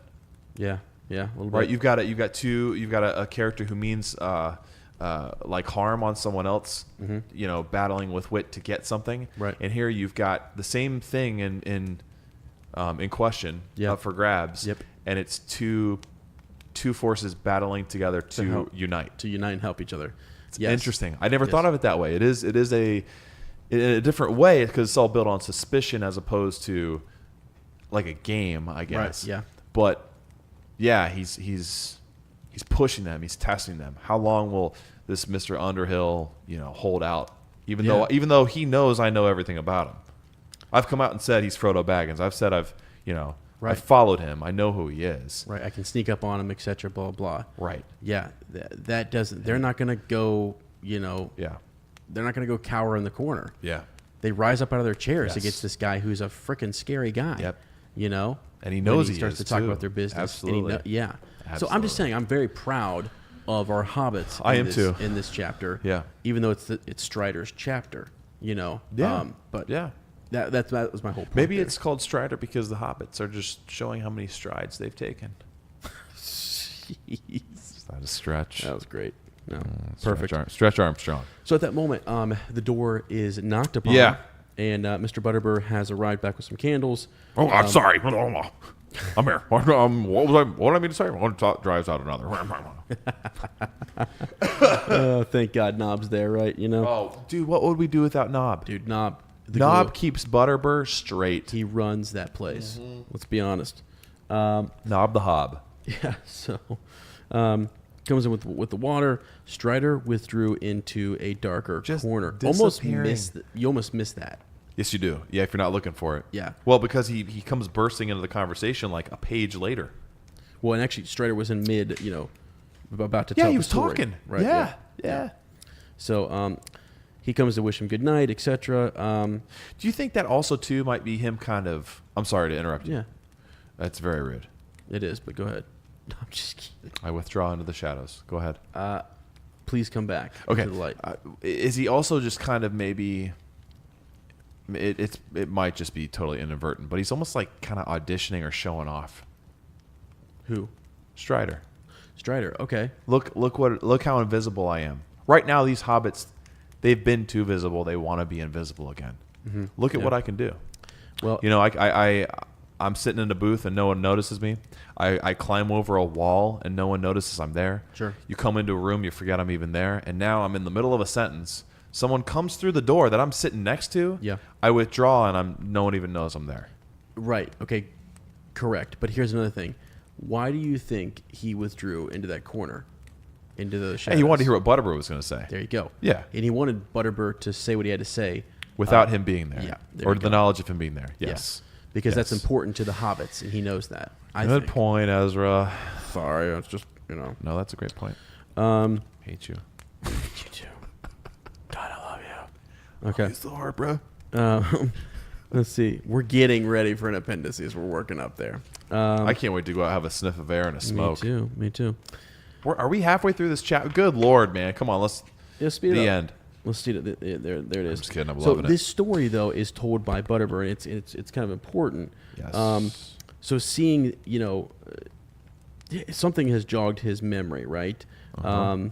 As the saying goes, and not too late, I hope. You see, I was asked to look out for hobbits of the Shire, and for one by the name of Baggins in particular. Now, has Baggins been mentioned in the common room? Was any of that been mentioned? Yeah. Mr. Underhill is mentioned. Right. It's the name given. And if we're reading this the first time, we're thinking, oh, crap. Butterbur knows. Yeah. Something's up. And it was an informant from the dark side. Who told Butterbur. Yes, to keep an ear out. Mm-hmm. And he's about to say, I sold you out. They're coming here right now. You've got to leave. Mm-hmm. Yep. That's what we're expecting to hear. Sure. Instead, we get a really cool description of Frodo. Mm-hmm. Yeah. A stout little fellow with red cheeks. Which Pippin chuckles at. Pippin gets a kick out of it, of course. Right. And Sam looks very indignant, like, how dare you say that about my master? That won't help you much. It goes for most hobbits.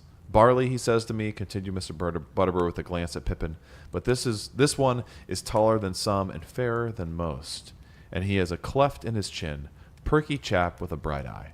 Begging your pardon, but he said it to me. Said it, not me. He said it. Who was he? That's right. Right? Ah, that was Gandalf. Right. And so now this is encouraging. I'm being encouraged, right? That Absolutely. That Butterbur is talking to Gandalf. We haven't heard his name. We're missing him. Where's he at? Yep. Why was he delayed? We fear the worst. We do. For Gandalf. Like, Yeah. yeah. So to hear that he told Barley to keep an eye out for him, that it immediately puts us at peace. And yeah, we're Team Barliman at this point, right? Oh, for sure. Yeah. I mean, it's like, no worries, he's fine. But I'm also worried at this point that Gandalf legitimately will turn him into something or roast him. Yeah. You know, because he's made a bit of a boner. and he's worried about that as well. Yeah, he is. You know, obviously. Yeah, well, especially when we learn out the amount of time. Good God. He's forgotten, like, this is my life story, dude. I am Butterbur. I know you are. That's great. So are you. Yeah. You voted. Okay. I seen the poll. I seen it. I did. Yep. So what is it that he forgot? You know? Yeah, so he's had a letter in his possession. I mean, we can read all the details here. Whatever. Gandalf wrote him a letter that he needed to get sent to him immediately. Okay? Yeah. This was 3 months ago. Yeah. And it jogged his memory because of the name. Mm-hmm. And this fellow comes in, and he goes, "Oh, crap. I never sent that letter. Mm-hmm. He's here. Mm-hmm. Whoops." Yeah. Crap. Yeah. Now, I think it was the mentioning of Underhill at first, right? And then perhaps seeing, he was told that this Frodo Baggins would be going by the name Underhill. And then he's got the letter, which he kept. And he couldn't get anybody to send. Right, you right. know. And the cool thing is we can go back to that moment. Absolutely. A chapter ago. We can go Yeah. back to that moment where he says, "Oh, Underhill." He's trying to remember. His memory is trying to say, "Dude, this is important. You need to remember this exactly." And he's left kind of groping in the darkness. Can't quite get it until now. Right. Yeah. So he was supposed to find somebody to take it tomorrow, maybe, or the day after. Make it tomorrow, said Gandalf, right? Yeah. So not even close. Yep. Because he's such a busy guy. Yep. What doesn't Gandalf understand about Butterbur and his business? Does he have time to send The horses. Huh? What? The letter to get the letter to the Yeah. Shire? The horses. How is Butterbur supposed to have the time to do this? I don't know. Doesn't he understand? Like his men were all tied up doing stuff. Yeah, it's a Nob's- great point. Like, Nob's why busy. did Gandalf even put him in that position? Yeah. What? You know what? I'm starting to question Gandalf. Me too. Whose side is he really on? Right. Good No. grief. Yeah, maybe that was his challenge to Butterbur to become more than his station, and he kind of sort of failed there. Yeah. So eventually he Or says, did he fail? I mean, here's the other thing, Ez. No. Was it supposed to go this way? Come on. Go. We always Mind the depths. We go back to these stories and we think, what? Well, how could we change to make it better? What would be I mean, dude. Mm-hmm. And this obviously for us, this is a reread, so we know what happens in the end. But maybe this is what was supposed to happen. Exactly how it was supposed to happen. Okay, let's actually go down a rabbit hole here Oh, boy. and see if we can find the Ark and Stone. Sorry, wrong book. Alice Oakenshield. Whoa. Wow, that was good. That was good. I didn't just my mind's moving slow here. But Yeah. so if this letter was sent, because Frodo makes that case, like, God, I wish this would have been sent to me. Yeah. Back when it was supposed to be, I could have avoided all this trouble. I would have set out in this way. I would have done this. Would have done that. Mm-hmm. Would they have had the relationship that they had with Strider, though? No. So Would he have? with the Tom Bombadil adventure, now that seems like it's kind of an enigma, right? We've talked about that. I mean, you're talking butterfly effect now. I know. But One thing changes everything. Right. Kind of a deal. Right. So, Yeah. well, you were talking about just that greater, like, fate, things at work. Yeah. Yeah. The ring itself having its own will and mind, and Right. And, Well, if and you're going to things. go that route, you might as well say, Gandalf never should have gone off. He should have just stayed with Frodo the whole time. But Yeah. Gandalf had something he had to Handle? handle, Yeah, take wrestle care, yeah. with, encounter, Yeah. to make him greater than he was before too. So, yeah, I mean, I get that thinking because you want everything to be, and that's us wanting everything to be easy, least restrictive, right? But that's not necessarily for the better. Right. You need some adversity to, temper your steel. So, yeah. Right. All right. So let's move on a little bit. Let's speed through a little bit of this because, What's wrong? Taking too long? well, I mean, we've got quite a bit of show to go. God, I love it. I love it. So, guys, go ahead and vote. If our episodes are too long, give us a nay. If they're just right, give us a yay. And we'll see you in a fortnight. Yeah, we'll see you. All right, Frodo lives. Signing off. Okay, so he goes on. He tells a story about how he knew about him being going by the name Underhill, etc. And then he hears these troubling things, rumors, the idea that these black men, he says, they're looking for Baggins. So Yeah. he's heard that stuff. He knows. Yeah. He's hearing things in the common room. Yeah. And so What do you think he felt the first time he heard that? If his memory was even jogged that he was supposed to send that letter. Because I've been in similar situations like where I've forgotten to do something, or I've been like, I'll do it tomorrow, and then I'm confronted with a problem that has to do with me not doing something, and I'm like, oh my god, you just feel sick to your stomach. You're like, I need to do it right now. You know what? It's too late. It's too late. It doesn't Yeah. even matter if I do it now. yeah, I'm sure it got buried under just all of it. Yeah. Yeah, I'm sure he feels awful. He's down here trying to apologize and Poor Barley. and make it right if he can. I'd put him in my fellowship. For sure. Yeah, I'd take him. He's a good mate. He's like a human Sam. yeah. Maybe Pippin. If he didn't have the pony underneath him, Yeah. if he was out from under the pony, I think he'd be a Sam. Okay. Yeah. Okay. But anyway, so Butterbur has his encounter with Strider. Strider steps out of the shadows. Yep. And so they kind of go back and forth. You're always popping up. Yeah. What do you want now? Yeah. So he knew, he was explaining that Strider had tried to come in there, and then Frodo says he's here with my leave. It's all good. Chill out. And then I think let's see here. What is he? What is he going He to say? advises to not take up with a ranger, too. Right. He gives You say advice that already? right there in front of. And he's of like, I Strider. wouldn't take up with him. Yep. Yeah. Especially if I was in your plight, he says. So in your situation, especially. Right. And so that's got some weight because we know this connection to Gandalf, the connection to Tom. It's like, oh, geez, should we really? Yeah. Yeah.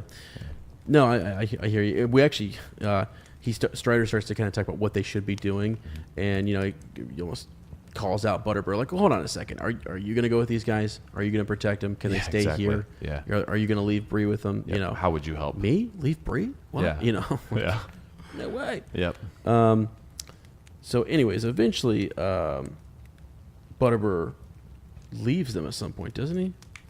Was that for a little bit? Yeah. Oh, they talk about Mordor. Yeah. Strider Yeah. says that this is where they come from. That's we have a kind of pretty confirmation significant- there. Yeah. Yep. That would quiet a room. Yeah, absolutely. Yeah. Yeah. So Yeah. save us, cried Butterbur, turning pale. All right. And then Frodo's asking him, "Are you still willing to help?" Again, they're still in the back of their mind. They have not heard Strider's story yet. So Butterbur has interrupted them. Eventually, I kind of want to get to the part where he pulls the out letter. a letter. Yeah, I Yeah, think let's get to that. because the rest of this is like they arrange breakfast. They're looking out. Where's Mr. Brandybuck? I don't know. They send Nob out to find him. Yeah. So we can kind of Thank breeze God for through Nob. some of that, I think. But Yeah, Strider's thinking the same thing we are. He says, well, when are you going to open that letter? yeah, Yep. right. So we got to read this. Go ahead and read it, Gandalf. Wow. Is it addressed back here? Let's see. Let's see. But I got you right here. Yeah. But graceful script. The following message: The prancing pony Bree. Mid-year's day, Shire year 1418. Dear Frodo, bad news has reached me here. I must go off at once. You had better leave Bag End soon and get out of the Shire before the end of July at latest. I will return as soon as I can, and I will follow you. If I find that you are gone, leave a message for me here if you pass through Bree. You can trust the landlord, Butterbur, can you? You may meet a friend of mine on the road, a man, lean, dark, tall, by some called Strider. He knows our business and will help you. Make for Rivendell. There I hope we may meet again. If I do not come, Elrond will advise you. Yours in haste, Gandalf. P.S. Do not use it again, for any reason, whatever. Do not travel by night. P.P.S. Make sure that it is the real Strider. There are many strange men on the road. His true name is Aragorn. All that is gold does not glitter. Not all those who wander are lost. The old that is strong does not wither. Deep roots are not reached by the frost. From the ashes a fire shall be woken. A light from the shadows shall spring. Renewed shall be the blade that was broken. The crownless again shall be king. P.P.P.S. I hope Butterbur sends this promptly. A worthy man, but his memory is like a lumber room. Thing wanted always buried. If he forgets, I shall roast him. Farewell. And then Gandalf's mark is there. It almost kind of sounds like Butterbur wrote that letter with all those postscripts. It's ridiculous. Yeah, it kind of does, doesn't it? Yeah. There's a little Butterbur in all of us, I guess, huh? You know, so something that in rereading this too, that little bit of poetry there, those lines being attached to Aragorn and his name and his coming again, right, or his coming into his own rule, is something I kind of forgot about. Forgot that was attached to him, and those names, his name kind of goes with that, which is what we learn, right? Yeah. Later on. So they read that, and then he passes it to Pippin and Sam. So they're reading the letter. So Butterbur's made a mess of things. He's really jacked this up because this is and Frodo, Frodo kind of throws him under the bus there and says, he deserves to be roasted. He kind of made a mess of things, and he wonders what happens if Gandalf, writes as if he was going into great danger. And Strider says he has been doing that for many years. Yeah, he's known him, because he has all this time. For sure. Is this where Aragorn kind of talks about Gandalf and his not how little they know of him, but the idea that he has done great works in this business that he's about with Frodo will be his greatest sort of calling, or his greatest work. That he'll be that's about. coming up a couple pages from now. Okay. But yes. Because it kind of starts there, though. This idea that he knows Gandalf and can yes. And Frodo's kind of saying, "Why didn't you bring that up? It would have saved time." He said, "Would it? Would any of you have believed me till now? Like, what difference would it have made? If I would have told you that off the bat? 100 man sometimes wearies of distrust and longs for friendship, but there I believe my looks are against me." It talks about, I don't look like I would be this guy, Right. Well, and Sam, to get back to it, he's not daunted, as it says. How do we know you are Strider that Gandalf speaks about? He demanded. You never mentioned Gandalf till the letter came hilarious. out. I mean, he's all over it. You might be play acting spy for all I can see, trying to get us to go along with you. You might have done in the real Strider. Yeah. And took his clothes. Yeah. And this is where the compliment comes. Yeah. Strider says, that you are a you are a stout fellow. That's what I'd say to it. But I'm afraid my only answer to you, Sam Gamgee, is this. If I killed the real Strider, I could kill you. And I should have killed you already without so much talk. If I was after the ring, I could have it now.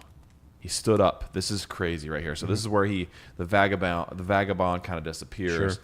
The tramp sort of goes away, and they see him for who he really is. He stood up and seemed suddenly to grow taller. In his eyes gleamed a light, keen and commanding. Throwing back his cloak, he laid his hand on the hilt of a sword that had hung concealed by his side. They did not dare to move. Sam sat wide-mouthed, staring at him dumbly. Yeah. So they're just blown away by this. Like, he reveals himself. I am Aragorn, son of Arathorn, and if by my life or death I can save you, I will. Yeah. Which in the movies is something he says in Rivendell. Yeah. We get it here. He reveals. Now, they don't know who Aragorn is necessarily, but they learn that he is not simply just Strider. Mm-hmm. Sure. You Yep. know? Yep. Yeah. Yeah. Pretty epic. Now Frodo, still, they're still kind of figuring out this Strider fellow, right? And he does believe that he, was a friend before the letter came, or that he wished him to be. I think it's interesting here. He says, what he says about the spies. I think one of his spies would, seem fair and feel foul. Yeah. If you understand. I love that. I love that line. Yep. Because basically Strider takes that, I look foul and feel fair. Is that it? Right. And then he says, all that is gold Yep. does not glitter. Not all who wander are lost. Right. And then Frodo's without like, prompting, he says that. exactly. Didn't see the letter. Didn't know it was in the letter. Right. And that's Was kind Frodo of the intentionally connection. trying to get that To out get of that him? out of him. I mean, you would think, right? I'm hoping. I think Yeah. so. Yeah. But Or maybe it was maybe it was like just something that. Yeah, I mean, what prompted Aragorn to burst into that? Because they're talking about his appearance, right? And so, yeah, it's that connection that's instantly made to. There you go. That's how we know he's the real Strider, because that's information. I wonder that if he that would, was one of many things that Frodo was going to throw at him. So this idea of appearances, things looking foul, feeling fair, what have you, that kind of parallels this line. All that is gold does Yeah, not you're glitter. right. Yeah, exactly. So you're hoping to get him to say something like that. Yeah. Back. Yep. So I think that was Frodo. I think Frodo was trying to. He had Yeah, read the letter, okay. and I'll give him credit for that. He's Yeah. smart enough to say, "Let's see what we can get out of this guy." Yeah. Some kind of confirmation from. keeping this game battle of wits back and forth. Yeah. There we go. All right. So, anyways, he asked him. Basically, did you? Is that line associated with you then in some way? How did you know that line was in Gandalf's letter if you had never seen it? And he says, I didn't know. I didn't know that. And that right there is your confirmation. He didn't know it was in the letter. He has no idea it's still sealed. And so. And then we get further confirmation as he whips out his sword. Yep. Which is indeed broken. Yep. Right. Yep, which is awesome. But the time is near when it will be reforged anew. Yeah. Yes. So more coming with that. That's obviously amazing. Yeah. All right. Sam said nothing. No. He's like, I got nothing. No, he's This past dude's the proven test. himself. Yeah. Yep. He's good. I think you can move on down to where he says, when did you see Gandalf last? Because this conversation shifts back to Gandalf and where do we kind of go from here? What do we do? And Strider doesn't look good. He really is concerned, right? I don't know. He came west with him last spring. We get to see this relationship where he's often with him.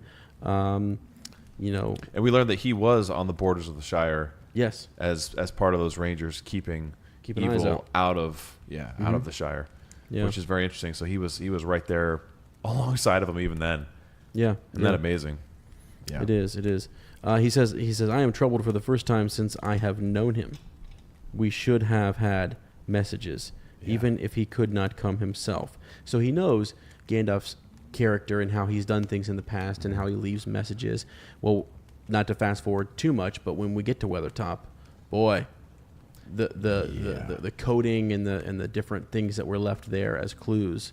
Well, and the connection to something they see before, out in the distance. Yes. The strange vision they see. Yeah. So all of that is it's stuff that worrisome. Yeah, it is. It is for sure. Wow. Now, what's also interesting is that what he learns from Gildor in the Elven folk. So Aragorn sort of learns what's been happening. That's right. Because he needs to go inquire. He's concerned about Gandalf. He hasn't heard anything, so he's keeping tabs himself because he knows this is not natural, right? Yeah. So I think that's good. Good old Gildor coming back. Yep. Passing on the intel. Giving them the clear drinking liquid. Yeah. We could use a little more of that. I'm ready for it. Let's get some. Strider, also gives them hope, though. He says, don't give up hope. Gandalf is greater than you Shire folk even know. There it As is. a rule, yeah, this is what you were talking about. You can only see his jokes and toys, but this business of ours will be his greatest task. Mm-hmm. So you don't even know. They already think Gandalf is pretty amazing, but they don't even know how amazing he is. Yeah, yeah. Which is encouraging. That's an encouraging thought. Yep, right? it sure is. Pippin, no. After that, I mean, come on. Strider, Aragorn says something super epic, right? And you and I just went, oh, it's awesome, right? Pippin's yawning. Sorry, guys, it's time for bed. The yawn ring to rule, whatever you said. We had a yawning fit. I'm sorry, he said, but I'm dead tired. In spite of all the danger and the worry, I must go to bed or sleep where I sit. Where is that silly fellow Merry? It would be the last straw if he had to go out in the dark and look for him. That's So hilarious. again, and then at that moment, boom, Merry comes popping in there. And he's gasping for air. He's anxious. That's a second burst in through a door we've had too. Yes. So information. There, you can kind of really see. I almost wish this I could see this as part of the movie. A larger chunk. Yeah, but it happened so quickly. I know. It's amazing. You go back and watch, and a lot of the elements are there, but it just happens so fast. Especially when you rewatch the movie, it's like you can almost kind of zone out during it because you know what's going to happen, and it's not exactly a larger development piece, and you just, I don't know, it kind of gets forgotten, which is sad. There's a lot of cool stuff that happens here. Mm-hmm. Yeah. So Yeah. Merry, he's like I've seen them, Frodo. Yeah, I've seen them. followed him around the corner. Jeez. Well, Merry. that was foolish, Strider says. Merry, calm down. Yeah, man, he's brave. Dude, Mary I love is Merry. Yeah. I think I get lost in his movieisms. Yeah. And I forget how cool he is in this book. He's a He's smart. fantastic character. He's also smart. And Yes, he is. Much more adventurous, and he's a guide in some respects to them. Yeah. Once they get past, He's a almost kind of certain point. Frodo's wingman. Yeah, I mean, he's Sam's his protector, Yeah. but Mary's kind of the guy I think that he playing can that count on. different role. Yeah. Yeah.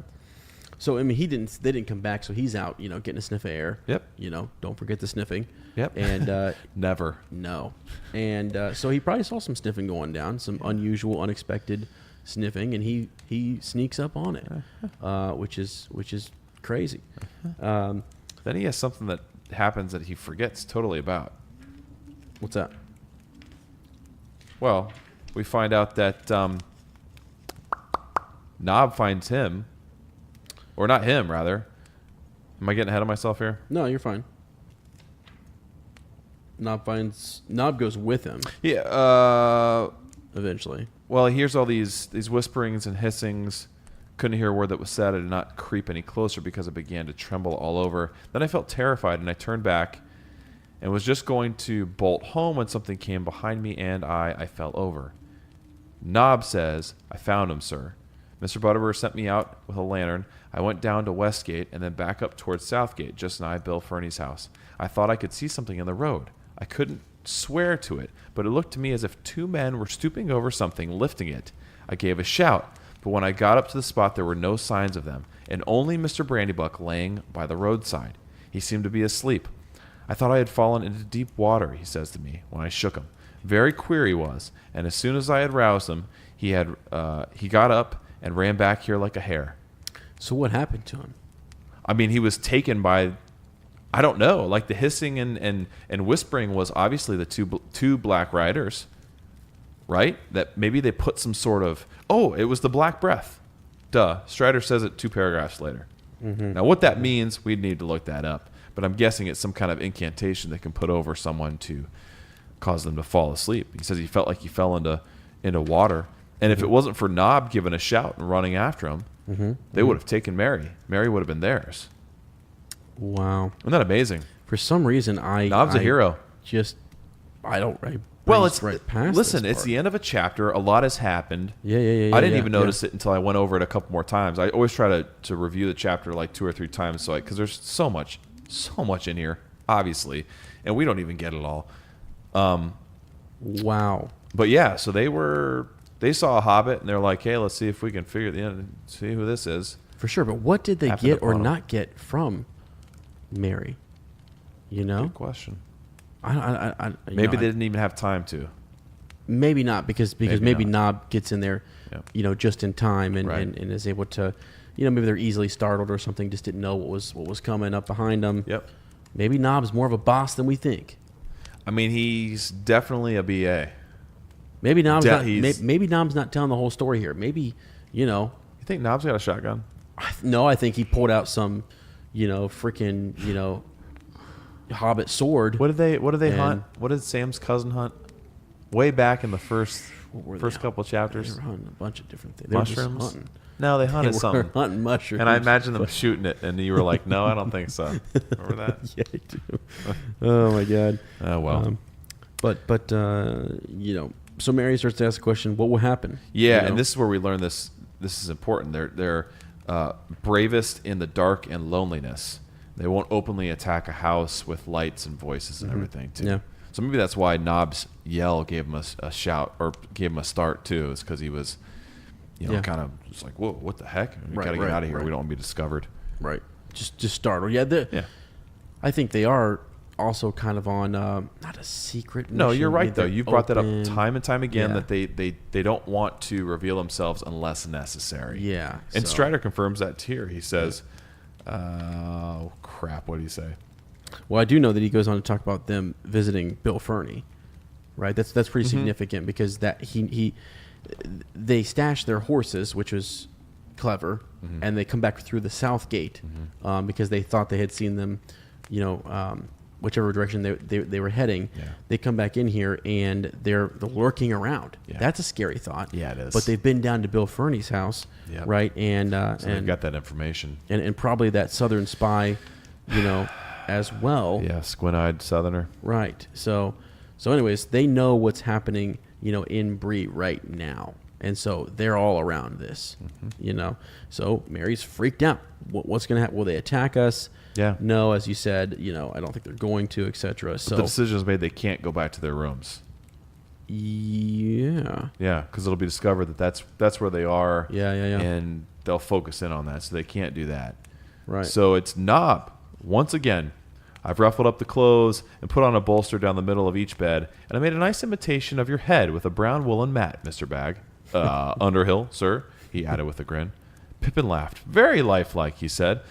But what will happen when they have penetrated the disguise? That's what she said. We shall see, said Strider. Let us hope to hold the fort till morning. So the decision's made there too, like they gotta, they're leaving as soon as daybreak happens. Yeah. They can't even, wait until 8 o'clock or whatever it was originally. Yeah. And then we get a little bit, it's so funny because they've got to catch Mary up. Mary's been gone. So they film in on, Frodo's performance. Yeah. Yeah. The songs that were sang, the conversations that were had. Yeah. So for- it's a nice way to end a chapter that starts in total paranoia and peril. Yeah. Ends yeah. with a little comic relief. Right, Tolkien right. knows we need that a little bit. And We do. Yeah. Yeah. I do just imagine them talking about what happened and, Mary says, jumped over the moon. Oh, that's a good way to. Oh, it's great, man. Their friendship makes it. Yeah. It's a good way. That's a good way to end that because the next Yeah. chapter is a knife In the dark. So. Yep. And it's a long, scary chapter. So Yeah. Yeah. that might be a 4-hour podcast. 5 hour. Yep. Yeah. No big. Wow. Amazing, man. Yeah. So anyways, just some reflection on that chapter real quick because we are actually doing okay on time. I'm surprised. Under an hour? That's good. Right. What did you like most about this chapter? I just for some reason I'm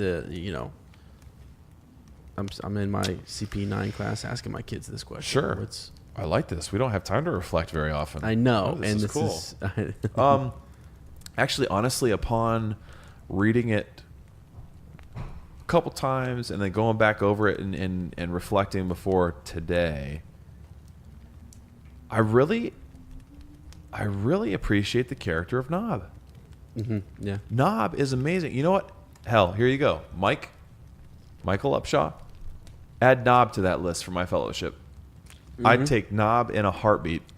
Nob is built of the same stuff I think Sam is. Yeah, they're the same I class. mean, Yeah. what an amazing little character that we get even when he's done something great like that, like save Mary, it's like, oh, no big deal, no problem, and no one makes a big deal of it. No, Saved his freaking life.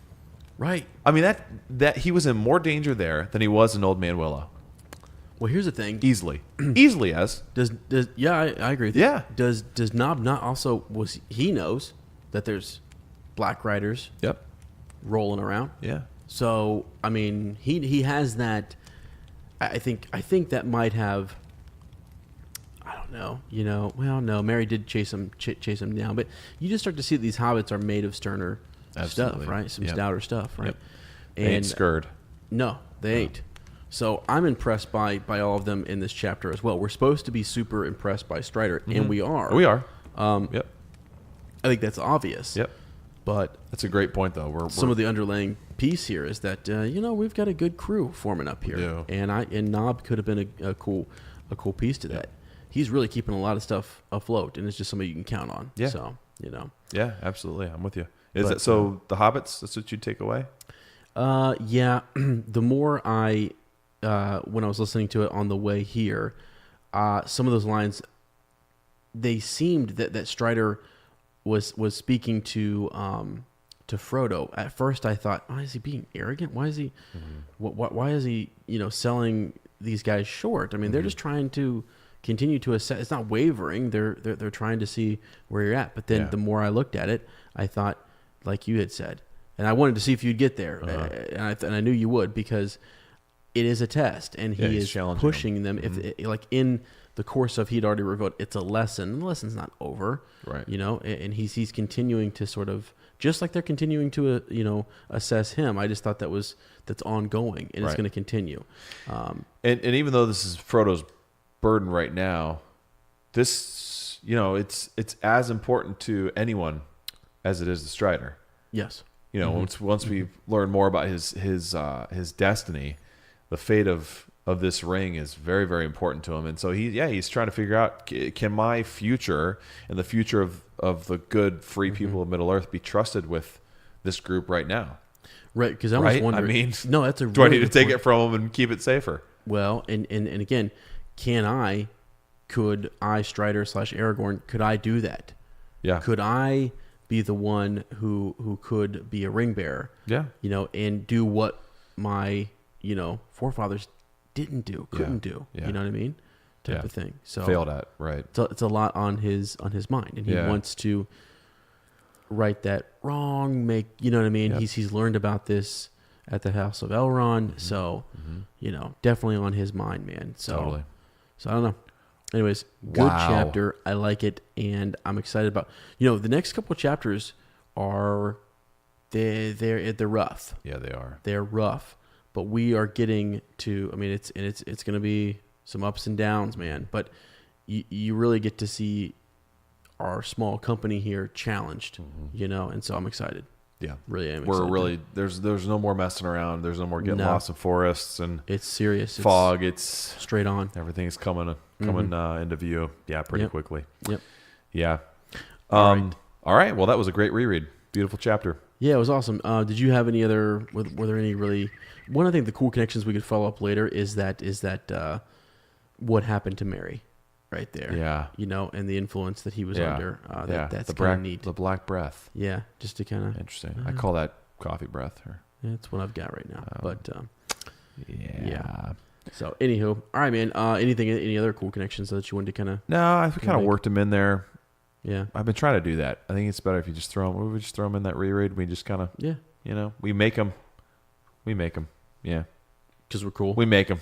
Yeah, and we're connected. You know what I mean? Do you want to share what we're going to do with the Bywater Post, though? Yeah, I do. Since we're so we're out of the cool connections and we're into Bywater Post. We are thinking that each month, if we have enough, it could be a 20-minute episode. It could be a 2-hour episode. It just kind of depends on how much we have in Bywater Post. We would like those to be your your Tolkien stories, right? How did you get into the series? Did you watch the books first? Which book did you watch? The books. I'm so tired I didn't even catch that. Yeah. Did you watch the books first? Or did you read the movies? Oh, how you come into this world? Back door, front door. It's Julian here. Let's know. Yeah. Let's know. Do it. Oh my gosh. Yeah, if you want No, but yes. you know what I'm saying? So Yeah. I those, we want to hear those. Yep.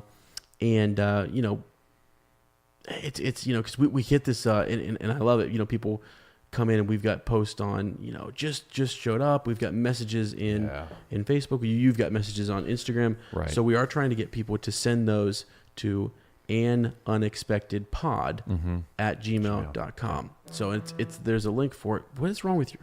You okay? Everything That's okay? Goldberry. I love Goldberry. Is she doing okay? She's doing all right. Okay, good. Tell her we're almost done. I love her. I'm not telling her that. Okay, don't tell her that.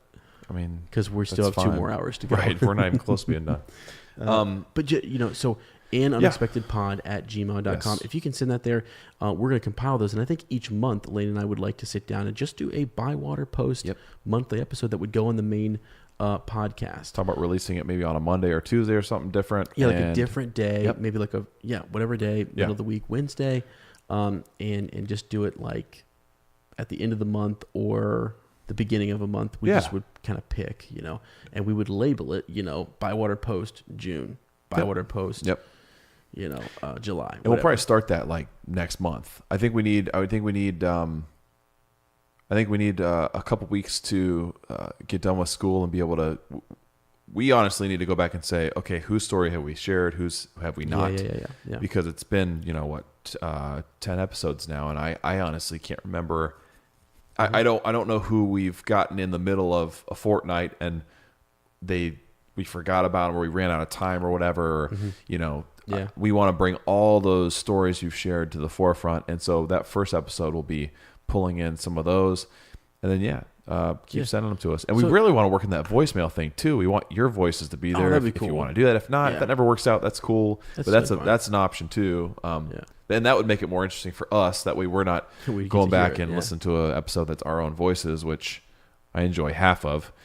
And we could hear you, and then we could enjoy the entire thing. So yeah.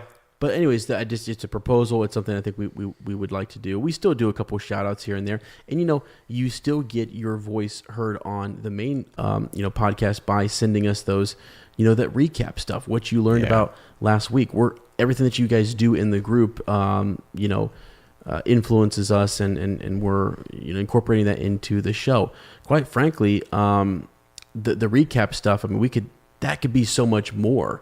When we get those comments, when we post that thread on Facebook and you guys leave comments about what, previous chapters. So even people who are, if you're a new listener and you're coming in and you're like, oh man, they're like way ahead, I'm catching up to where they're at. That's okay. When you send us a message or we see a comment, which we need to start pulling those aside. But if it's on you're on chapter 4 and we're on chapter 15, whatever. If it's a cool connection and something we missed or it was never brought up, we'd like to hear it still. Yep. And if we can work it in some way, then we will. Yeah, absolutely. So that's kind of where I am on that. But yeah, we'll be working through some of that summer show this in the next couple of weeks, man. It's pretty exciting. I know. Got to kind of figure it out. So. All right. Anything else there for Bywater Post? Again, send those to anunexpectedpod@gmail.com. If you've already posted it somewhere, you just copy and paste that bad boy, send it to us, and we will start to compile that for the June Bywater Post. Wow. That's crazy to think about. Yeah. I do want to thank. We want to thank Jake Hodgson for the amazing miniatures, guys.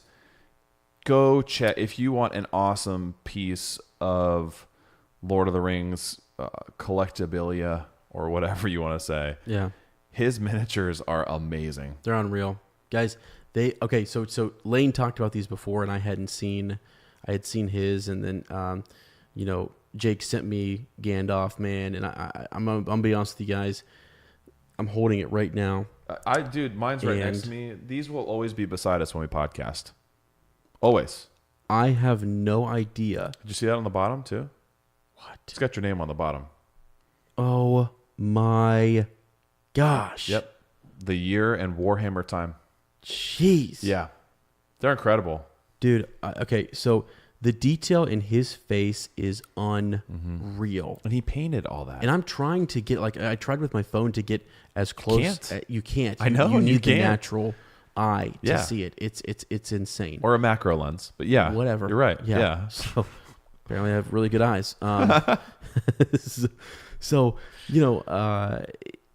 it's awesome. He also sent us a letter. Oh, beautiful letter. And I'd read it, but I want to keep it private. No, it's touching. And It's amazing. I don't want to cheapen it by reading it. Seriously meant the world to me that he would send Yeah. that. And you've even got the packaging from the letter that was sent. Man, that was cool. And the Tolkien stamps. The stamp. And his handwriting is incredible. So Jesus, I know. Hey, and we love that stuff. If you guys want to do that, message us. We'll give you an address you can send things to. If you do Lord of the Rings art, or if you create anything that is Lord of the Rings, and we're more than willing to pay you for that kind of stuff too. Like if it's something that you sell, we'll buy it, and we want to start a collection of things that you make that we have. Oh, absolutely. That we surround ourselves with when we podcast. So if there's cool things we can share with listeners, or cool things that we can share with our patrons, we're always looking through.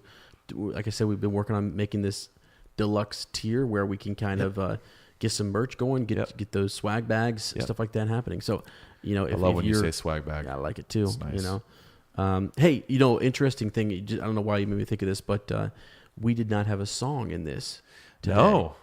Odd, right? So, God, especially when you consider how much Strider likes to sing. Yeah, exactly. And he likes to assess it.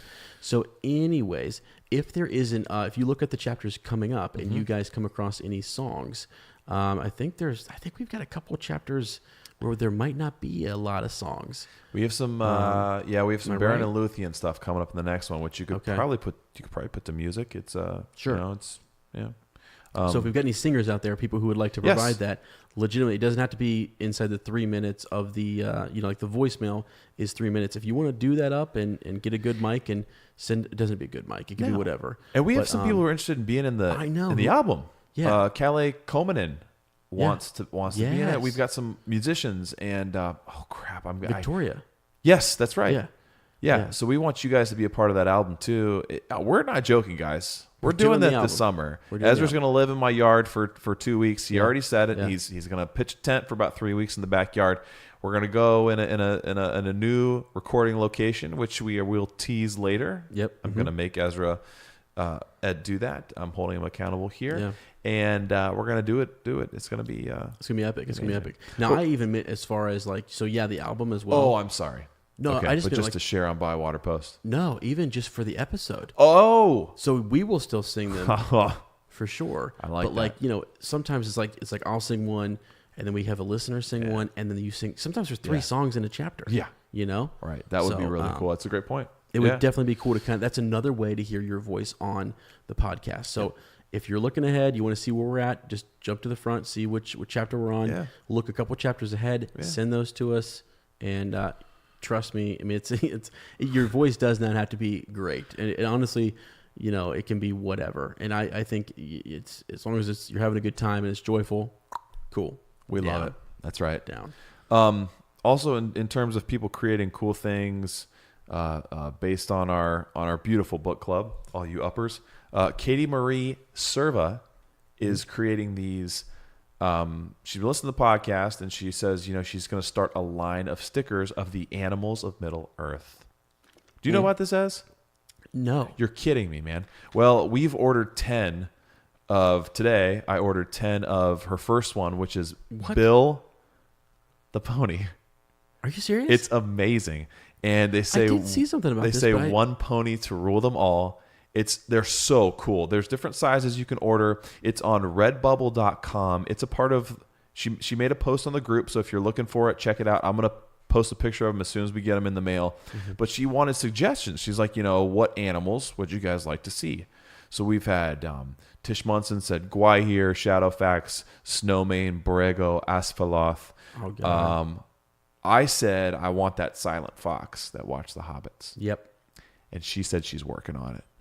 So I'm floored. I mean, that's like the coolest thing I've heard. That's awesome. I'm really excited about that. Dustin Watson said perhaps a thrush, maybe spiders and Mirkwood, wargs, fell beasts. Yeah. Calais said that butterfly that flies out of Gandalf's hand, that little moth thing, butterfly. Yeah. He said birds, hedgehogs, bunnies, others in Radagast's home. Michael Upshaw said Bjorn. Yeah. So it'll be really cool to see her take on these animals. A great response.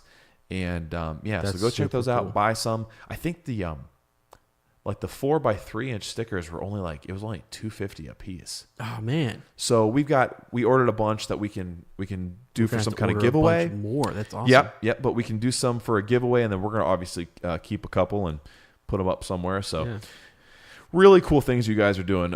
You're finding unique ways to. I'm sorry. And Tim Wallace also commented. He said wargs and Nazgul, which would be really cool. So you're finding really, really cool ways to put your own creative spin on it and share it with everybody too. So we appreciate that as much as anybody. It keeps everything interesting and exciting, and it's cool. Sure does. It's cool stuff. It really is. So who doesn't love a good sticker? I know. Yeah, Ezra. I hate stickers. No, I don't. I love stickers. So, all right, here we go. So now, I think that's basically for we're not done yet. No, I'm just kidding. I'm kidding. Strawberries with cream. Yeah. I don't have real strawberries this time. I'm sorry, Ez. Thank goodness. You loved that. Yeah. So Strider is Aragorn? Wow. That's a character twist for you. If you could create one surprise in The Lord of the Rings and change the story forever, flip the script, if you will, what would it be and who would it involve? I'll read yours there. Okay, guys. So sometimes in the script, Lane just takes my answers out and he writes things in here for me. Do not delete that. Because he knows that I'll read them. Do not delete that. Hi, my name's Ezra, and I really enjoy a good turtleneck, but not for the reasons you'd guess. I don't know why you can't guess, but I'm going to make you. Because it's our fun little game. And because you're tied up in my closet, there's no going back now. You're my next podcast. Oh my gosh, dude. That's dark, Ez. That is crazy, dude. That definitely flipped the script. You tamper with it. You did. You tamper no, with you wrote that, bud. Wow, weird. I think if I had to change one thing that happened in the stories, it would be Gollum losing the ring in the fires of doom, but surviving. So they could get him some dentures, they could get him a curly wig, definitely gotta throw some trousers on the poor guy and a shirt, and he could hang out in the Shire for the rest of his days. Mm-hmm. He'd be like, he'd totally be like the Screech of the Shire, and you could do like a whole Saved by the Balrog spinoff. And I just think it'd be really cool to see him kind of redeem that way. Where is your mind coming from? I don't know, man. So what do you think? If you could change one thing, well, now other than your turtlenecks. Now you deleted my response, so I'm on the spot. I didn't delete anything. Yeah, you did. I had it typed in there. I had it typed in there. And I can't remember it now. So I don't know, man. But if I could change one, does it have to be a character? It could be no. It could be anything. It's just change one thing about the story. Wow, this is create hard. one surprise, I guess. A surprise. It can be comical too. This is strawberries and cream. Oh man, well, I mean, I was gonna go serious, I guess. I don't know. I honestly don't know. Okay, here you go. They get back a character that I've been interested here in the beginning of this reread, Fatty Bulger. Yeah. Just either encountering him along the way. He's just out there. He's an Emmett Muil, just kind of like, what the hell, sharpening Fatty? rocks. What the? That's the first one. Give me that one. That's the first one. It's a Subi. Fatty, what the hell are you doing out here? Just randomly. It's like, gee, they're out on the battlefield. They look over. It's Fatty's out there. He's naked, like building sandcastles or something. Well, that or okay, slaying orcs, whatever. Oh, just kicking bums. Same thing. And he's like, I am Strider. I am Strider. I am Strider. Spartacus. Yeah, I like that. Working Fatty Bulger in. That's what he said. Right. So there it is. Yeah. All right. So sharing the load. Yeah. And here's something that when we go to share the load here, we've got appendices on there. The there and back again, we've kind of put on hold until this summer. I think Lane and I are going to do Yeah, we got to get back on that. which is fine. I think, it's fine. We've got plenty of appendices, more than we would ever possibly need. There's stuff in appendices that should never be shared, but it's there. So It really shouldn't be. it is what it is. So It's questionable. We apologize for that. Yeah. Now, something new that we're going to be doing on patreon.com exclusively is possibly, we've talked, Elaine and I, until we kind of figure out what we're going to do going forward after the Fall of Gondolin, we thought we would just go do like a one-off, month of July and August. We would drop our first review of sort of the, that trilogy. Those Children of Hurin, those great tales. and then Baron and Luthien, which are out now, and we have, so we could do that in July and August, and then once Fall of Gondolin comes out August 30th, we would release that in September, right? We take a month to read that, and just So kind of, it would just be like what? It's your initial thoughts. It's hour and a half, 2 hour podcast of just yes, our brief impressions of just an overall big overarching discussion about the whole book itself. Yeah. So not a chapter by chapter thing, but just, more general. In July, August, and September, you would be able to check in and get, because really what we don't want to do is we don't want to miss that conversation piece. We don't want to not talk about the timing. We don't want to miss the timing. We don't want to miss that. And we're going to figure out in the meantime, so in July and August, figure out a way to incorporate some of that, those histories, these great tales, into what we're doing. We don't really know where to go, and that's a part of us talking to you guys about, and maybe what even to a do. reread. Would you like a reread of that? That's what we're saying. I mean, that's a part of our. That's one of our scenarios. Is do we need to do the same thing we're doing here? alternate? Do we need to keep every fortnight? We'll do our current series, and then In between, trickle in something else. So I don't know, my friend. a lot of trickling we can do. There's other ways to do it too, and so we're really trying to organize it before we just go and do something, and then it's we don't have a plan. Gotta have it outlined. We got to be prepared. Always be prepared. That's what Aragorn said. That's what he said. That's what he says. Page 891 of the direct. If you look at the unedited text, there's a knife in the dark. Right. I know it. So you can follow us on Instagram and Twitter and Facebook at Up Talking Tolkien. Yes. Where else? We're on Instagram, Twitter, Facebook. Anywhere else? We're on There's a couple Snapchat. else. Right. We're also on Tinder. Right. Well, you are. We're also on Was that a Double slam? Dare. Was that a slam? We're also on Infinity War. So we're out everywhere. there. We're We're on everywhere, Oprah's couch.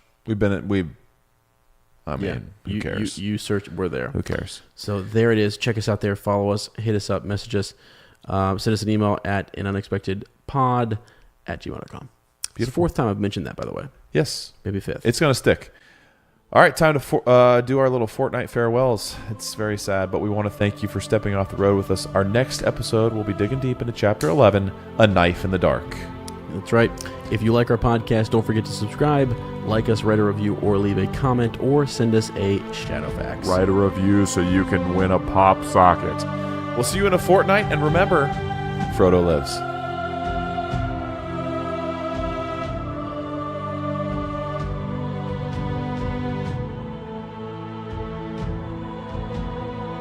All right. Hey, guy. Sure, you want to go? Hello, everyone. Hey, sorry, man. I'm blue, right? You are green. Okay. So I'll read first. Okay. Hello, friends. friends. And Whoa. Oh, okay. You go first. All right. No, you go. Okay. And I'm Hola, like, amigos. You say Why hello, is this friends. funny? Why You is say hello, friends. It's not funny. You're just slap happy. hello, friends. Hola, do it again. I can't fucking do this shit. Do it. Hello, Hola, friends, amigos. and welcome Bla, to... bla, bla. En caso, unexpected. Yo soy y soy Len. Y tú también. Talking Tolkien.